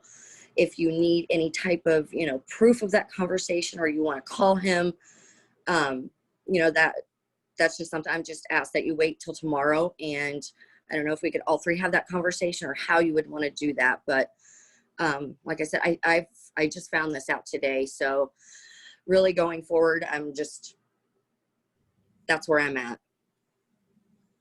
Well, I echo it. I'm sorry about the situation with your family. You know, I guess the way I look at it, and unless Brian thinks differently, you know, if an appeal passed the village board, I believe the ordinance says would be 30 days. That would take us to, you know, the middle towards the end of September anyways. If you were going to go that way, I think if you could have the dog removed by the middle to the end of September, that would be reasonable in my opinion, but I would defer to Brian if he has a different opinion on the ordinance. No, I agree with Chief. I think there's flexibility here. I think one thing that would be reasonable if the village board wanted to do it is, you know, to provide, you know, what would be a period, you know, if you're going to go mid to late September, you're looking at 30 to 45 days. The one suggestion that I would have is there is part of your packet, if the property owner is willing to do this, is I'm looking at pages 40 and 41 of the packet where it appears that the dog has been working with a trainer, and you know, it would be nice to see that. I guess it would be nice to see that trainers to still be utilized for a certain time period to try to make sure that nothing happens with the dog during this time period. I also know one thing that Chief Plendel was always worried about was, well, okay, if we're removing a dog from our community, it's going to another community. And, you know, to the extent, I do think that you would have the ability to say, look, if we're going to allow the dog to stay here for another 30 to 45 days, we would like to see it working with a trainer. I'm not saying you have to do that, but the statements that were made in that 2-page document by the trainer were significant with respect to the behavior of the dog. And it's certainly something that you would want to see continued in Waunakee and hopefully in the new community. Absolutely. I actually discovered Lauren through a girl that I work with. It's her dad. And it was just by pure luck of the draw. Marley, our dog, that's our dog's name. We took her to the vet here a few weeks ago, and unfortunately she got kennel cough. So our training has come to a halt. We got her on antibiotics, and we just didn't want to take her to any dog parks. Kennel cough is extremely contagious. So now that she's been on antibiotics for a significant amount of time, she's safe to go out, and that was the big thing, was socializing her. And Lauren has taken her several times and has come to her home many times, and we are continuing to do that. We have even looked in the possibility of, which is a long time down the road, you know, and it costs financially, and with everything else going on, I just don't know if it's feasible for our family to do right now. But we are actually looking into classes to, as far as like training her to be a service or a comfort animal. Like I said, that's a decision that's far down the road. That was something that our trainer had brought up to us because that's what he's done in the past. But no, we will absolutely we are still working with him. He has a dog, Juno, that we are socializing our dog Marley with. He feels like that's the huge key, is socializing her. And in order to go to the next community, we will utilize him up until the last day that we are here. That is the one thing that I don't want, that I'm going to absolutely leave, you know, as we move on, but because he's been a godsend. He has been an absolute godsend, but you know, we just feel that it's best to just move on, and I need to help take care of my dad. Okay, so Brian, and board members, I should say this all to you. Is there anybody that would object to allowing the dog through the end of September, which is about 45 days at this point, for this transition time? Is anybody that would be opposed to that? Raise your hand. I'm not opposed to it. I've got a lot of experience with grand dogs, and I had one recently that we did have to take action on. She was a lovely dog around people, hated other dogs. Anybody with more than 2 legs was her enemy. But like I say, she couldn't find a person with 2 legs that she couldn't get along with. Just other dogs she couldn't. So they're funny animals, and I empathize with your problems with her. And I'm sorry about your dad, but I wouldn't go past the end of September. No, absolutely. Which is what I'm proposing, Phil, is to give us to the end of September. Brian? And would you guys, would you, with a show of hands, would you want her to continue with the training? That's a yes. If you rest, or okay. So I think that's what, Brian, if that's good, and Adam, that would be what I would say we would go with, is end of September, continue the dog training. What kind, is there any proof that we need with the training, Brian? I would say I would leave open the door that if you want to request it, that some type of invoice or something be provided from the trainer to show that he's been working with the dog. But I don't think you necessarily have to require it to be provided at a specific date. I think it's more by request. Okay, so we're happy, or we're not happy. We're unhappy that you're leaving Waunakee. We want everybody to be in our community and happy in our community. Good luck with everything in Illinois, with your father, as best as it can be, and with your dog moving forward. Thank you so much. Brian, Thank do you. we need a motion then with this? Yeah, I think your motion would be something like motion to allow the dog to remain in Waunakee until the end of September 2020, and for the dog owner, upon request by the village, to provide proof of continued training. Okay, do we have that motion? You do. Motion by Phil Willems, second by Gary Hertzberg. Any other comments? Okay, Thank you so much. I really appreciate this. Thank you. I really do. Let's do our vote before we say thank you. But yes, Caitlin, roll call vote, please. Erin Moran, Yes. Gary Hertzberg, Yes. Nyla Fry, Yes. Bill Branham, Yes. Chris Zellner, Yes. Phil Willems. Yes. Okay, thank you. Good luck, Nikki. Thank you so much. Thank you, everyone. Good luck. Thank you. Okay. Next, we've got discuss and take action on racism, tolerance, and equality in the Waunakee community. Todd? I've got a proposal to provide, and unfortunately, Gavin Luter, who is the director of the university program at UW, had to leave. He had a hard stop at 7:15, so Gavin's not here to answer questions that you might have.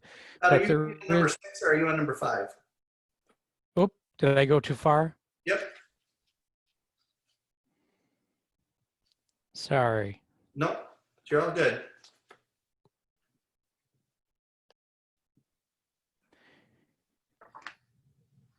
All right. You're right. That relates to this item. That's why I jumped to that. But I did want to update you on one piece of information, and that's that survey we put out is complete. I included the summary the summary results in the packet for you to take a look at. But I would ask that you not to dive too deep into that survey yet. A couple reasons. One, the company we used, Polco, to do the surveying has an identical survey that's being used across the country. And in about a month, they're going to be having a summary report of findings that they will cross-tabulate for all the communities that participate. So what that will allow us to do is to take a look at our identical questions and those responses with what you might call a national average as an expectation. So that'll be more meaningful than looking at the survey alone. The other thing that will be more meaningful, and frankly I'm hopeful for, is to say run an identical survey 6 months or a year out and see whether we've made progress on the questions that we asked about. You know, I'm glad that we are making some progress. We have certainly a long way to go, but I like to think of the results here as a baseline that we can move from. So unless you want to ask questions about the survey, I don't want to dive too deep into it. I will just let you know that we did accommodate a Spanish-speaking version of the survey, and we provided that information out through a Facebook group for Spanish-speaking residents, and it was even announced at the Spanish-speaking service at St. John's Church. So that's kind of the latest. We're continuing to pursue a number of the projects that I reported on 2 weeks ago, with one of those proposed action items coming up next on the agenda. but I'm happy to answer any questions that you might have. I also know that most of you, maybe all of you, have had your one-on-one session with our consultants that we hired at our last meeting, Betsy and Antonio, and we'll be scheduling some meetings as a full board to take next steps with them.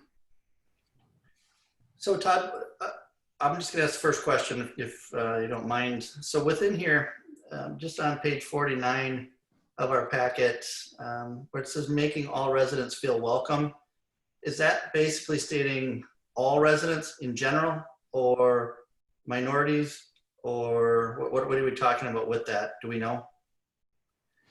So that is one question under this rating of community for each of the following. So if you go up at the top, you see that's basically a graphical distribution of the answers above. And as you go down, you will see that there's a variety of different questions. The first one being making all residents feel welcome. And that's taking at face value, Chris, that would be all residents in general. Okay, so my comment on that is, and granted, I see that it's 441 total responses. Do we know those are all Waunakee residents? This is not a scientific survey sample, meaning we don't have the certainty that we have, for example, with the mailed citizen survey that we're performing right now that went out to the 1,700 verified Waunakee households. So I can't verify that they're all Waunakee residents, no. So there's significant flaws within this data is what I'm hearing, but the comment— Any non-scientific survey, yes, that will be the case. Yeah, I mean, just looking at it, you know, if I look good to excellent, we've got 52%, fair to poor is 46%, which means half the residents based on this coming in aren't happy with being accepted with us necessarily. So that would be something we'd have to work on, but how much I'm going to put into that right now, I don't know based on how many people surveyed, how many people are Waunakee residents, and you know, who really was taking this. So yeah, the other thing I will add, Chris, that might that will be something we can compare to this is there's about a handful of questions on the scientific survey we're in the midst of that do talk about whether people feel welcome in the community and if they feel that there's fairness and inclusion and equity occurring. So we will have certainty within a couple percentage points from that survey. And I think this question, make our residents feeling welcome, is something that is asked on that question. We can compare those two instruments, which will kind of tell us how confident we can be in these results. Okay. Board members, any questions for Todd or comments in regards to this? Raise your hand, please. Okay, seeing none. Todd, now let's move on to number 6. Okay. Discuss and take action to authorize application to the UW University program focusing on race relations, social justice, and civility programming. Yep. Well, as you already know, Gavin is no longer here to answer your questions, but I'll do my best. Actually, the University Year program is something that the UW has been pursuing for, I don't know, it might be 4 or 5 years now. And they partner with communities, a select number of communities across the state every year. I explored their program several years ago and considered the potential to participate and just didn't have the right set of projects at the time. And when the director of the program touched base with me earlier this year about whether we had interest in participating, literally it was the week of the video of the 4 kids yelling the N-word, which was right on the heels of the George Floyd murder. So I asked him whether if we were to focus on a partnership that entirely surrounded aspects of race relations and social justice, whether that's something that he thought the UW would have interest in. And he was extremely interested in us putting forward a proposal. So that's what I did. I took a look at the variety of projects that I actually had a kind of a brainstorming list of about 20 different things that perhaps we could collaborate on, but they only allow 5 to 6 projects per participating city.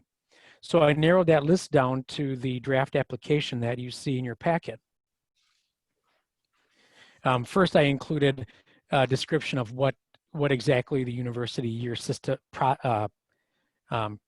program is, which is to afford all the resources of the university system to the communities with which it participates to solve community problems. So here are 6 projects.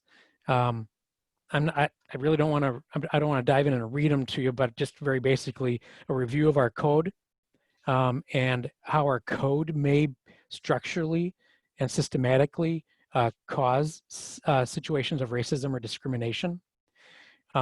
Working together with K-12 students in our community to do essentially marketing, mass media productions to share information across the community to address racial and social justice issues.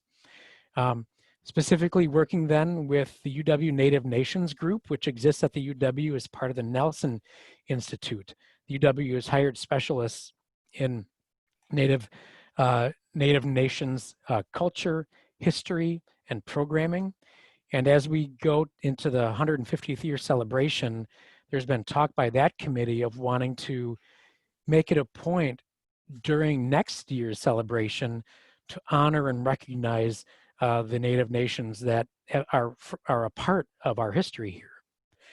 So we would work with them under this to form those strategies and honorable programs.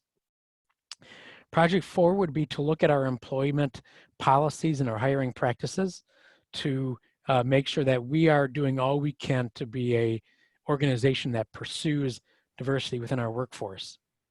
5 would be to perform an audit, an equity audit on all of our communication processes, website, etc., to make sure that we are addressing. I will tell you right now, I'm certain that we have weaknesses in this area, and I think this will help us sort of put our finger on those and then look at potential solutions.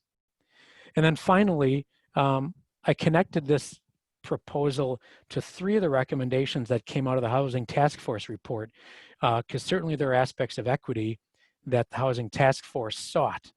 And I think the university system could be a part of helping us address some of those questions.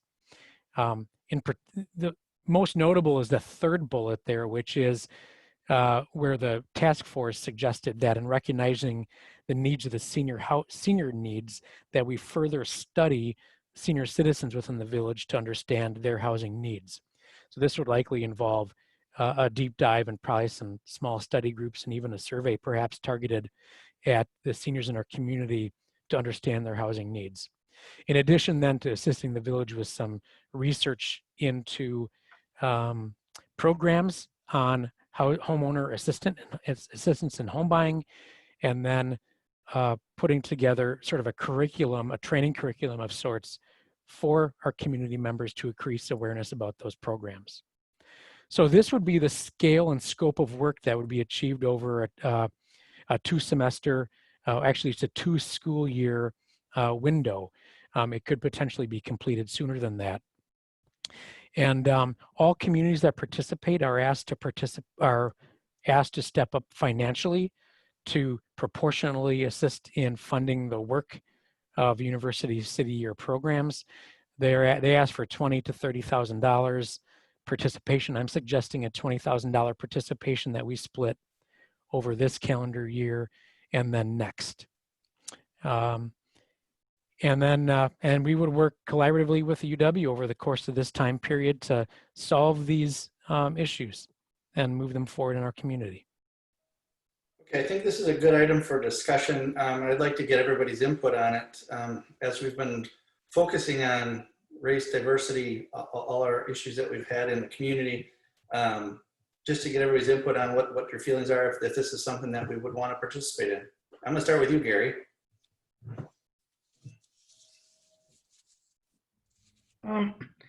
Yeah, Chris, I think what Todd's outlined, there's some good opportunities for us.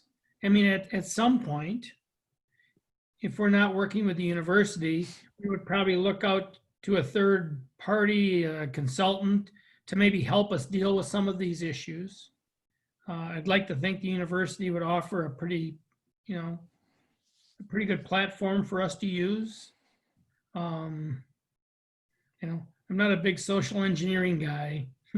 I'm more concerned about parks, roads, and public safety and those kinds of things. But these are issues that I think we need to deal with. And the university might be a very good source if we could accomplish, 4 or 5 things at one time. I think it would be excellent. Okay, Bill Random. I like that it's the university. Coming for ICOM, I see some health and mental health inequalities that are in the village also. And it limits people from being out here, to be honest. So I'd like to see that included in there somewhere. If we're going to do, as we go through the diversity process, that is also a piece of diversity that's kind of been ignored the last year or so. So if I like the idea that it's university, I think the pricing is reasonable. And I think it's probably better than getting it from some other third-party vendor. Nyla? Since I was on the housing task force, I'm very happy to see our work to be going a step further. I think it'll be very, very beneficial to be working with the UW, and they can evaluate the village in a way through, through a clear vision or through eyes that we don't have, because we are so connected to Waunakee. They will be able to see it in a way that is that will be more beneficial to us in the long run. And I think the price is a good price. And I'm just hoping that with it, we will continue the work of the housing task force. Okay, thank you, Nyla. Aaron? Yeah, thank you, Todd, for putting this together. I've heard about the program, and so I was excited that we're applying. A quick question, though, you might have said this. When would we find out if we're selected? Actually, the applications were due a week or so ago, but he understood the timing for the board meeting, so they're still accepting our application. But going back up, proposals are due into July. I don't see, that's probably a Gavin question. I would guess, though, late summer, being that it would be a spring, they would have late summer 2020 is when they agree on the partnership. So I would expect very quick, because the work's going to begin as part of the fall semester. Okay. I'm mostly just curious, but I really like the project list. I think the code audit or review would be really great, and especially the communication equity audit, I think really important. That listening session I was at in July, I think something was made very clear. I was like, yeah, we're definitely not doing enough, which for those places we lack. So yeah, I'm hopeful we get it, and I think $20,000 is a bargain for the resources, and hopefully good things that come out. Okay, thanks, Aaron. Phil? I think it would be probably a great idea to go forward with it. I assume that these kids will be coming out and taking a lot of interviews and et cetera. And so we'll learn a lot more about our town as a result of it. Okay, and I would add that in addition to the kids, you've the professionals, university professionals and their resources, including UW Extension, are part of the work. So Kristen Runge, one of our fellow trustees, actually actively works on university year projects across the state. Although she can't work on this one. Okay, so I fully support moving down this road and doing this. And I hear from the rest of you that I think you're all on board with it too. I didn't hear anybody that seemed like they would be opposed to this. The question I do have, Todd, and you laid it out with the budget impact. Does that portion, the travel training budget that you're talking about, cover this fully, or is that going to partially cover this? It will fully cover the 10,000 for 2020. And then in my proposed budget that you'll see shortly for 2021 actually includes earmarked funding for race, diversity, and inclusion programming. Okay. Which would be, if approved by the board, the budget, sufficient to cover year 2. It's good. So I just wanted to see if we were going to have to use any other funding from any other sources in this year's budget, since everything is okay. No. Looks good. So I think we're at a point where we'd entertain a motion. I'll move we authorize village administrator to submit the proposal and execute agreements to proceed for Sierra Select. Okay, motion by Aaron Moran. Do we have a second? Second by Nyla Fry. Any other comments before we take our vote? All right, Caitlin, roll call vote, please. Bill Branham, Yes. Chris Elner, Yes. Bill Willems, Yes. Aaron Moran, Yes. Gary Hertzberg, Yes. Nyla Fry. Yes. Motion passes. So And one thing, we're done. Bill, if I could ask Chris, Bill, why don't you and I connect offline and see how it is within the scope of these projects that we could address areas around mental health. They may be even be willing to accept a seventh project, but maybe you and I can discuss with Gavin together. Sounds good. So before we move on, I just want to commend all of you. Since all of our events that have taken place on racism, inclusivity, everything in our community, we've, I think, taken a very active role in bringing this to the forefront for our Waunakee residents, and we're moving forward in a very positive way. And Todd did a nice job of outlining all the things that we've started doing. I'm not going to take the time to do all that right now, but we are doing a nice job, and I want to commend all of you for that.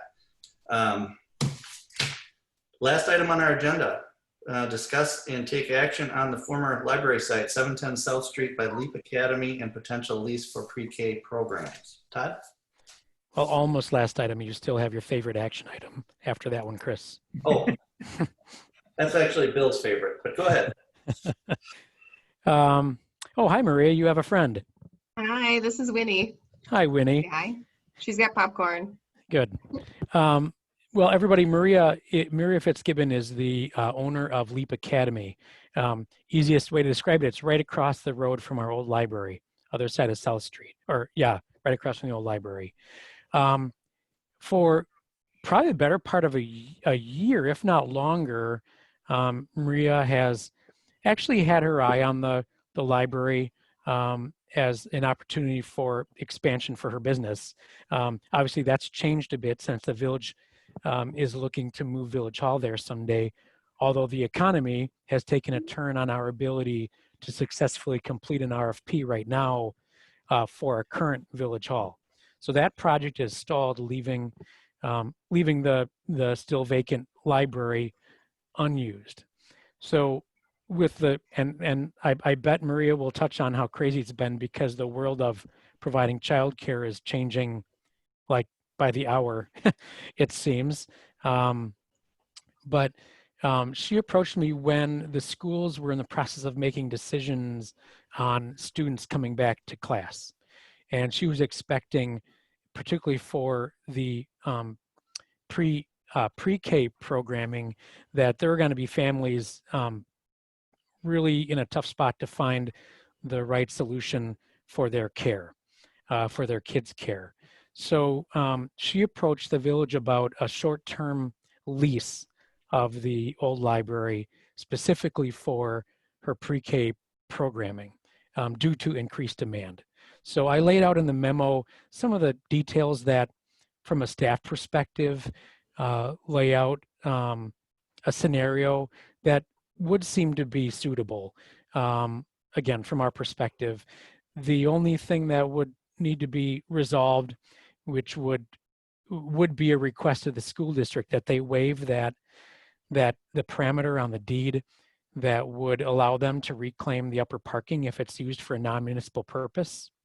So my hope is that, being that this is a temporary use, and it certainly is a use that is of benefit at this difficult time to the community, that the district would be supportive. But that would be a condition of any approval the village board might offer this evening. So with that said, the basic components of the lease are included. It's a one-page proposal. Brian, the village attorney, is on the call here to provide any guidance that you might want about aspects of lease terms. But before we jump into that, if it'd be okay, Chris, I'd like to have Maria talk a bit about what she's looking to do. Absolutely. Go ahead, Maria. Hey, everybody.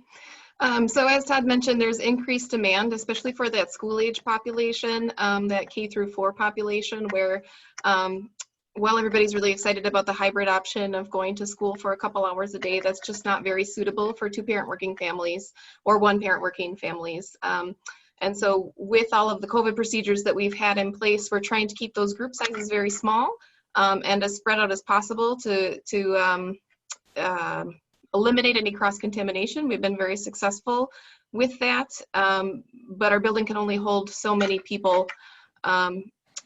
And then, of course, you know, there's the business aspect to it as well. We've been hit like everybody has through the last 6 months. And so I feel optimistic that this would be an opportunity for us to provide a service to the community where we need it, and also a chance for us to, help our business out at the same time. So we're looking at providing some extra services within our business from September to December. And I don't know what life holds after that. And so I've tried to provide something, a lease option that would be suitable for my business and also benefit the village without also sinking myself if something bad would happen. So. Quick question, Maria. I know when we were talking just a couple days ago, you weren't sure when you would actually need the space because Correct. things you were like you were on the phone with me, and in comes another email. A family changed their plan. Yes. So what are you predicting, if you can? So I would say September 1st is probably out of an option to make it happen that quickly. I would say likely more likely would be October 1st. That would be a better date in mind. And Todd is right. For every enrollment is changing hourly. People are still trying to make their plans and finalize them for September 1st. And so every time I get an email with somebody wanting to enroll or find a childcare spot, I get another one with somebody saying they're just not ready to come back. So it's a little bit unpredictable at the moment. Okay, questions from board members. Bill Random had his hand up right away. This is not to adjourn. Go ahead. I got it. Well, I'm not sure. This is a Brian question. Is this, as a municipality, do we have to, if we lease something, do we have to open it up to everybody, or can we special? You do not have to bid this work. It's not something that is covered under the state statutes, for example, like public construction. You have the discretion to pursue this if you would like. I mean, I think it also is beneficial that it's in the short term. I mean, if you were thinking about, for example, let's say a 10-year lease, I think we would be looking at it differently. But because of the short term of the potential lease and quite frankly, because of the potential for the benefit to the community from this, I don't think that you would need to do this as an RFP. I would add, Bill, that besides Maria approaching me about this concept, I've not heard from other daycare providers. With that said, I've not advertised or otherwise promoted it either. Gary Hertzberg? You know, I look at this as I never like to see a building sit empty.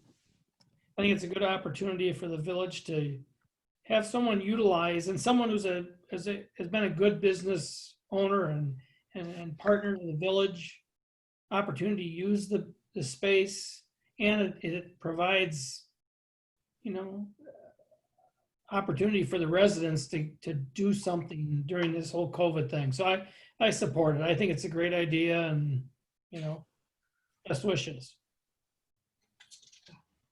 Any other comments from any other board members? Bill again, sorry. No, sorry, I'm doing everything.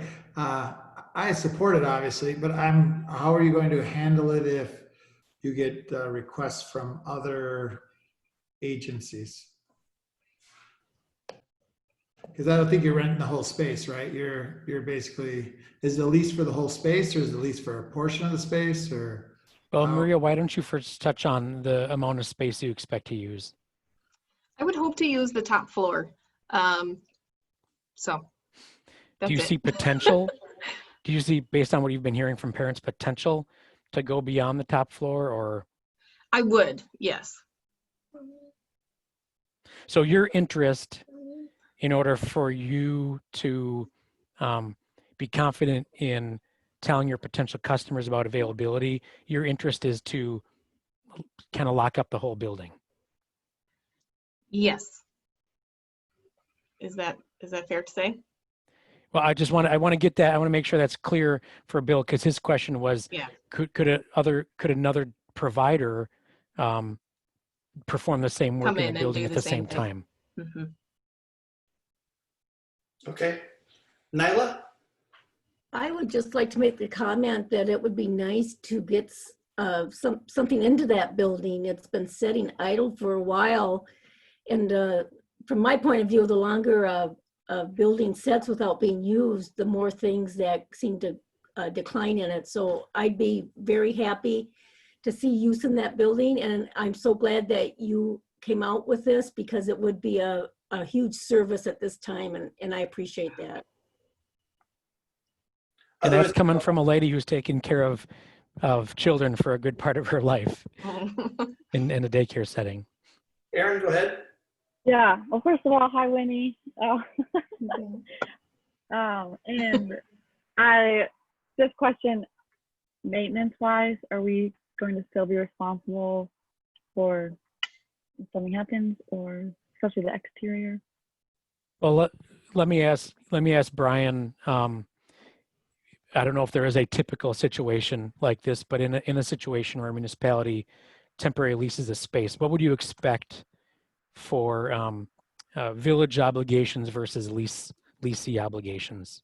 I would say when it comes to exterior, it is likely that we would still be responsible, mainly in part because my understanding is that we still want to have the option of potentially moving the village hall to this location at a future date, in which case we have a significant interest in making sure that everything is appropriate on the exterior. Interior, I think that's probably something we should talk about. I mean, part of this would be there would have to be insurance by the tenant. And so I wouldn't anticipate, I mean, I think minor things are going to kind of probably be up to the tenant, but major things, because this is a building that we want to utilize in the future, whether it to be to move the village hall or to sell it, I would think that major issues we would still be responsible for. And would I assume, Brian, that you have some, as we work to put together a formal lease document, you've got some sample language that'd be appropriate? Yeah. Well, and we'll try to use what we've used before in the past in the village to the extent it fits. So I'm assuming, sorry, Gary, you're going to be next. Maria, you're not planning any major renovations on the building interior wise? Correct. I would be looking to make no permanent changes to the inside of the building. I would need to put some sort of fence on the outside of the building for kids to be able to be outside, but that could be temporary or semi-permanent, whatever would work for the village. And I'm happy to help with the removal of that too, if it needs to be removed in any period of time. Gary, go ahead. I just know, being involved in the library over a long period of time, that in a lot of cases when lights would go out in the library, they're pretty high up in the ceilings. Oh, yeah. Public Works would be involved to get up with ladders to change those kind of, light bulbs. It sounds kind of goofy, but we should figure that out so that doesn't become an issue as we go through the process. I think that would be more like a landlord type thing anyways, where you can have that written in that we would be taking care of those kinds of things. Is that right, Brian? Correct. Yeah. Okay. Yeah, I would say, based on what I read in the packet and based on the comments tonight, it seems to me like this is something that if the village board is in favor of it, we're going to try to get done as soon as possible. That being said, if the first day of the lease is going to be October 1st, we're going to want to sit down and kind of talk through some of those issues, especially since it sounds like there may be some unique factors related to this particular property that we're aware of since it was used for such a long period of time as a library. And Bill Fredericks would be a great person to kind of tap on that because he's been one who's involved in that. And our new our library facility director, Jeff Kerwick, actually spent quite a few months there before moving to the new library. So we've got good resources here to make sure we cross those T's. All right, my last question. 1 second, Phil. I'll go to you next. Brian, do we have any concerns with, or is there anything that would be in here that would limit profitability? Meaning, we can't have a situation where a person's coming in and profiteering from the village resource by having increased costs or whatever it may be that they're charging clients. Do we have any control over that or not? I don't want to be a party as the village to say, well, we're allowing Maria, not that you're going to do this, Maria, but if she came in and all of a sudden, because there's a demand, all of a sudden she has this ability to charge an exorbitant amount. Do you follow where I'm going with that? Yeah, that's something that we could talk about. I guess the way that the way I would look at it is because this is going to be a short-term lease, and for all we know, I think Dr. Random said earlier that, you kind of have to plan for COVID for not just 2020 and 2021, but I would kind of look back at that, and if it turns out that happens, then all of a sudden there's not going to be a new lease in case, because I think it would get a little dicey to potentially kind of get into what whether it's this tenant or another tenant is going to be charging or the revenue that's going to be generated. I would prefer to look at it kind of on a after the fact basis to decide whether or not we would want to re-up in case there's a request for that. Okay. If that makes sense. I've heard a lot of the board members talking about this is a good thing for the residents and a good thing for the community. I want to make sure that stays the case, that it's not somebody that, and I'm not saying that Maria would do this, I'm just saying that somebody wouldn't take advantage of that situation where we could potentially have egg on our face as a board. That's really where I'm at with that. Phil, go ahead. Well, I just noticed on page 71 here that you actually said you only were interested in the top half of the building. So would that leave the bottom half for us to do something else with if it came up? I guess I would say in the case if that happened and I didn't have a need for it, then I don't see any reason why not. Is there a Brian, feasibility of first right of refusal or something like that? Or can I jump in here for a second? So I know that we had when you look at what's in the packet, there was one of the dates that I saw in there would be September through December 31st. Ms. Fitzgibbons has identified that maybe the start date would be October 1st. My thought is, and Todd, I don't want, you tell me if you disagree with this, but it sounds like we have a little bit of time to the point where I'm just trying to pull up my calendar right now. This is something that I'm kind of out of pocket over the next couple of days, but then I can certainly start helping work on a lease to the point that we could have something come back to the village board at the September 8th meeting.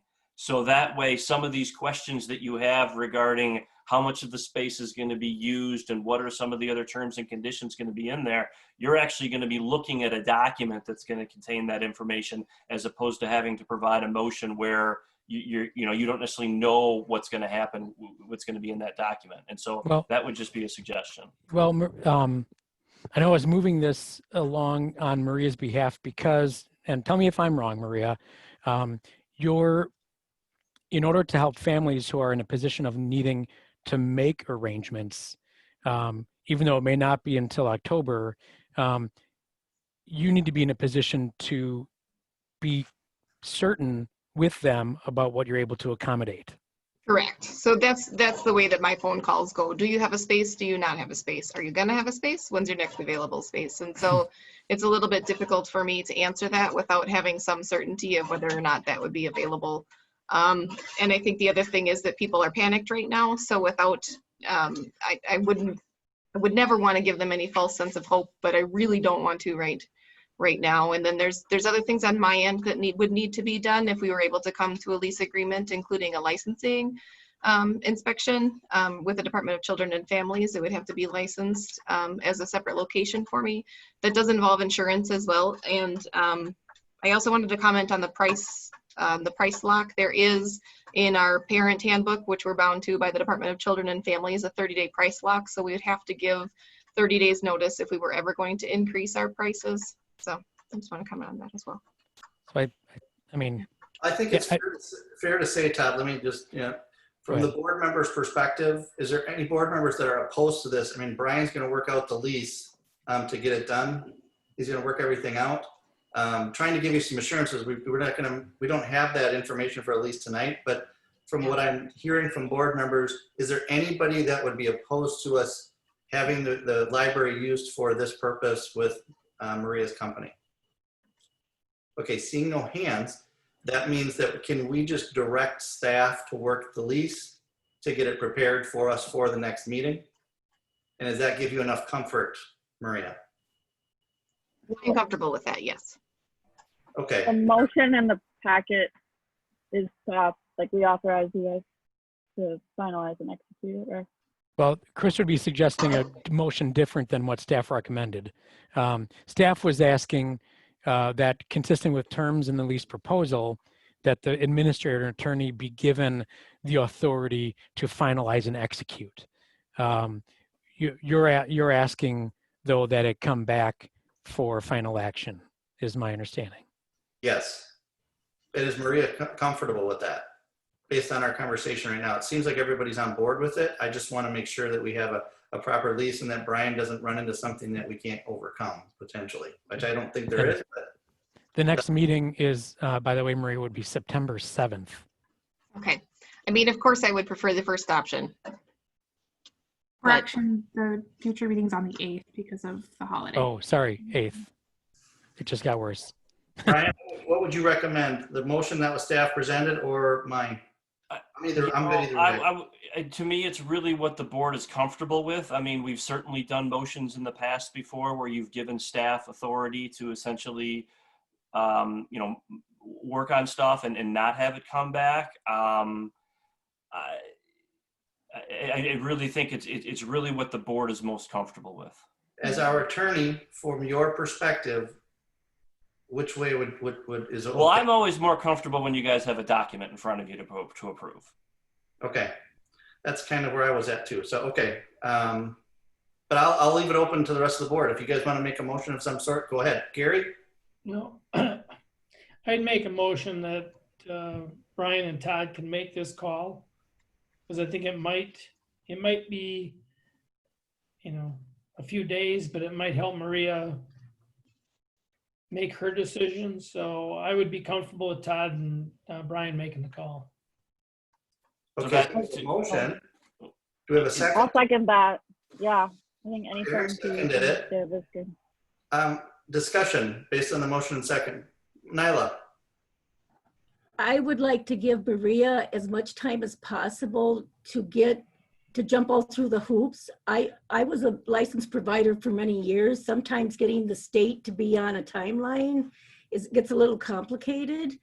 So I think the more leeway and the more Todd and Brian can work with her, the better, because otherwise timing is everything. And if she can't get it done, it may not happen. And I feel that it needs to happen for the community. All right, thank you. Brian, any comments? I just want to, my understanding of the motion and the second is the recommended motion. Yes. And I just want, okay. Bill? So mine is, I go back to my lovely virus again. So even our administrative staff is worried about, being based on our safety protocols, being responsible for an injury at our clinic sites. Is our village in any way possibly responsible for like we're worried about secondary and tertiary spread events. That, you know, that getting a grandma because we have, a grandma gets ill because we have kids at a building. Are we responsible for that?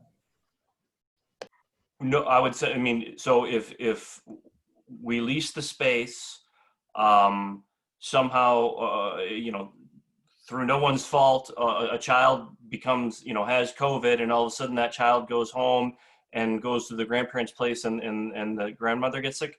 Yeah. No, I don't believe that we would be, that the control of the building is not going to be something that we handle at this point. It's going to be the business. And so I don't think that the village would be responsible for that. What if the baby jumps out the window? It's closed. And there's a bed underneath it. Sorry. That wouldn't be the village's liability either. I will say also, we have very strict pandemic procedures and protocols. I've been working with a lot of national providers and lawyers to come up with them, and we have not, knock on everything, had an occurrence, you know, within our parent community or our child community. So parents are not allowed inside of our building at the moment. They get dropped off at the door. The kids get dropped off at the door. They're temperature checked. Everybody's wearing masks, and they're escorted to the door at the end of the day. So that I think I provided that document. I'm not sure if I did. Right. It just won't matter. Is the end. I'm telling you. I know. I totally hear you. Yes. Yep. Okay, so we have a motion and a second. And Todd's got his hand up. Todd? Quick clarification that the motion includes a contingency that the Waunakee Community School District would waive their right to reclaim the upper parking during the lease period. Without that waiver, we wouldn't be able to proceed with the lease. Okay, so our motion was Gary, I believe, yes? Yes, I agree. And who's our second again? Aaron? You agree? Yeah, that's good. Okay, any other comments? All right, Caitlin, let's take our vote. Phil Willems, Yes. Aaron Moran, Yes. Gary Hertzberg, Yes. Nyla Fry, Yes. Bill Random, Yes. Chris Elmer. My irrelevant vote is still yes, since it was passed either way. So, okay, very good. Thank you, and Maria and Brian, Todd, do a good job working out that lease agreement. Thank you. Thank you, guys. Okay, I know you will. Next, Bill Random's up for this one. Motion to adjourn. Okay, motion by Bill Random, second by Gary Hertzberg. No, I have a quick comment. What? Well, you can second it and then make a comment. Okay, I second it, but my comment is, I think is it Pretzel the goat? I still think if Pretzel the goat had a pair of glasses like Phil is still cuter. Didn't you see Pretzel's beard? Didn't you see Pretzel's beard, Gary? Okay, we're not going to take that vote, but okay. A motion in a second. Caitlin, roll call, please. Nyla Fry, Yes. Bill Random, Yes. Chris Elmer, Yes. Phil Willems. I'll say yes, but Gary's a bad man. That's a sheep. That's a sheep that makes that noise. Yes. Gary Hertzberg. Yes. We're adjourned. Thank you. Night, Have a everybody. good night, everyone. Bye.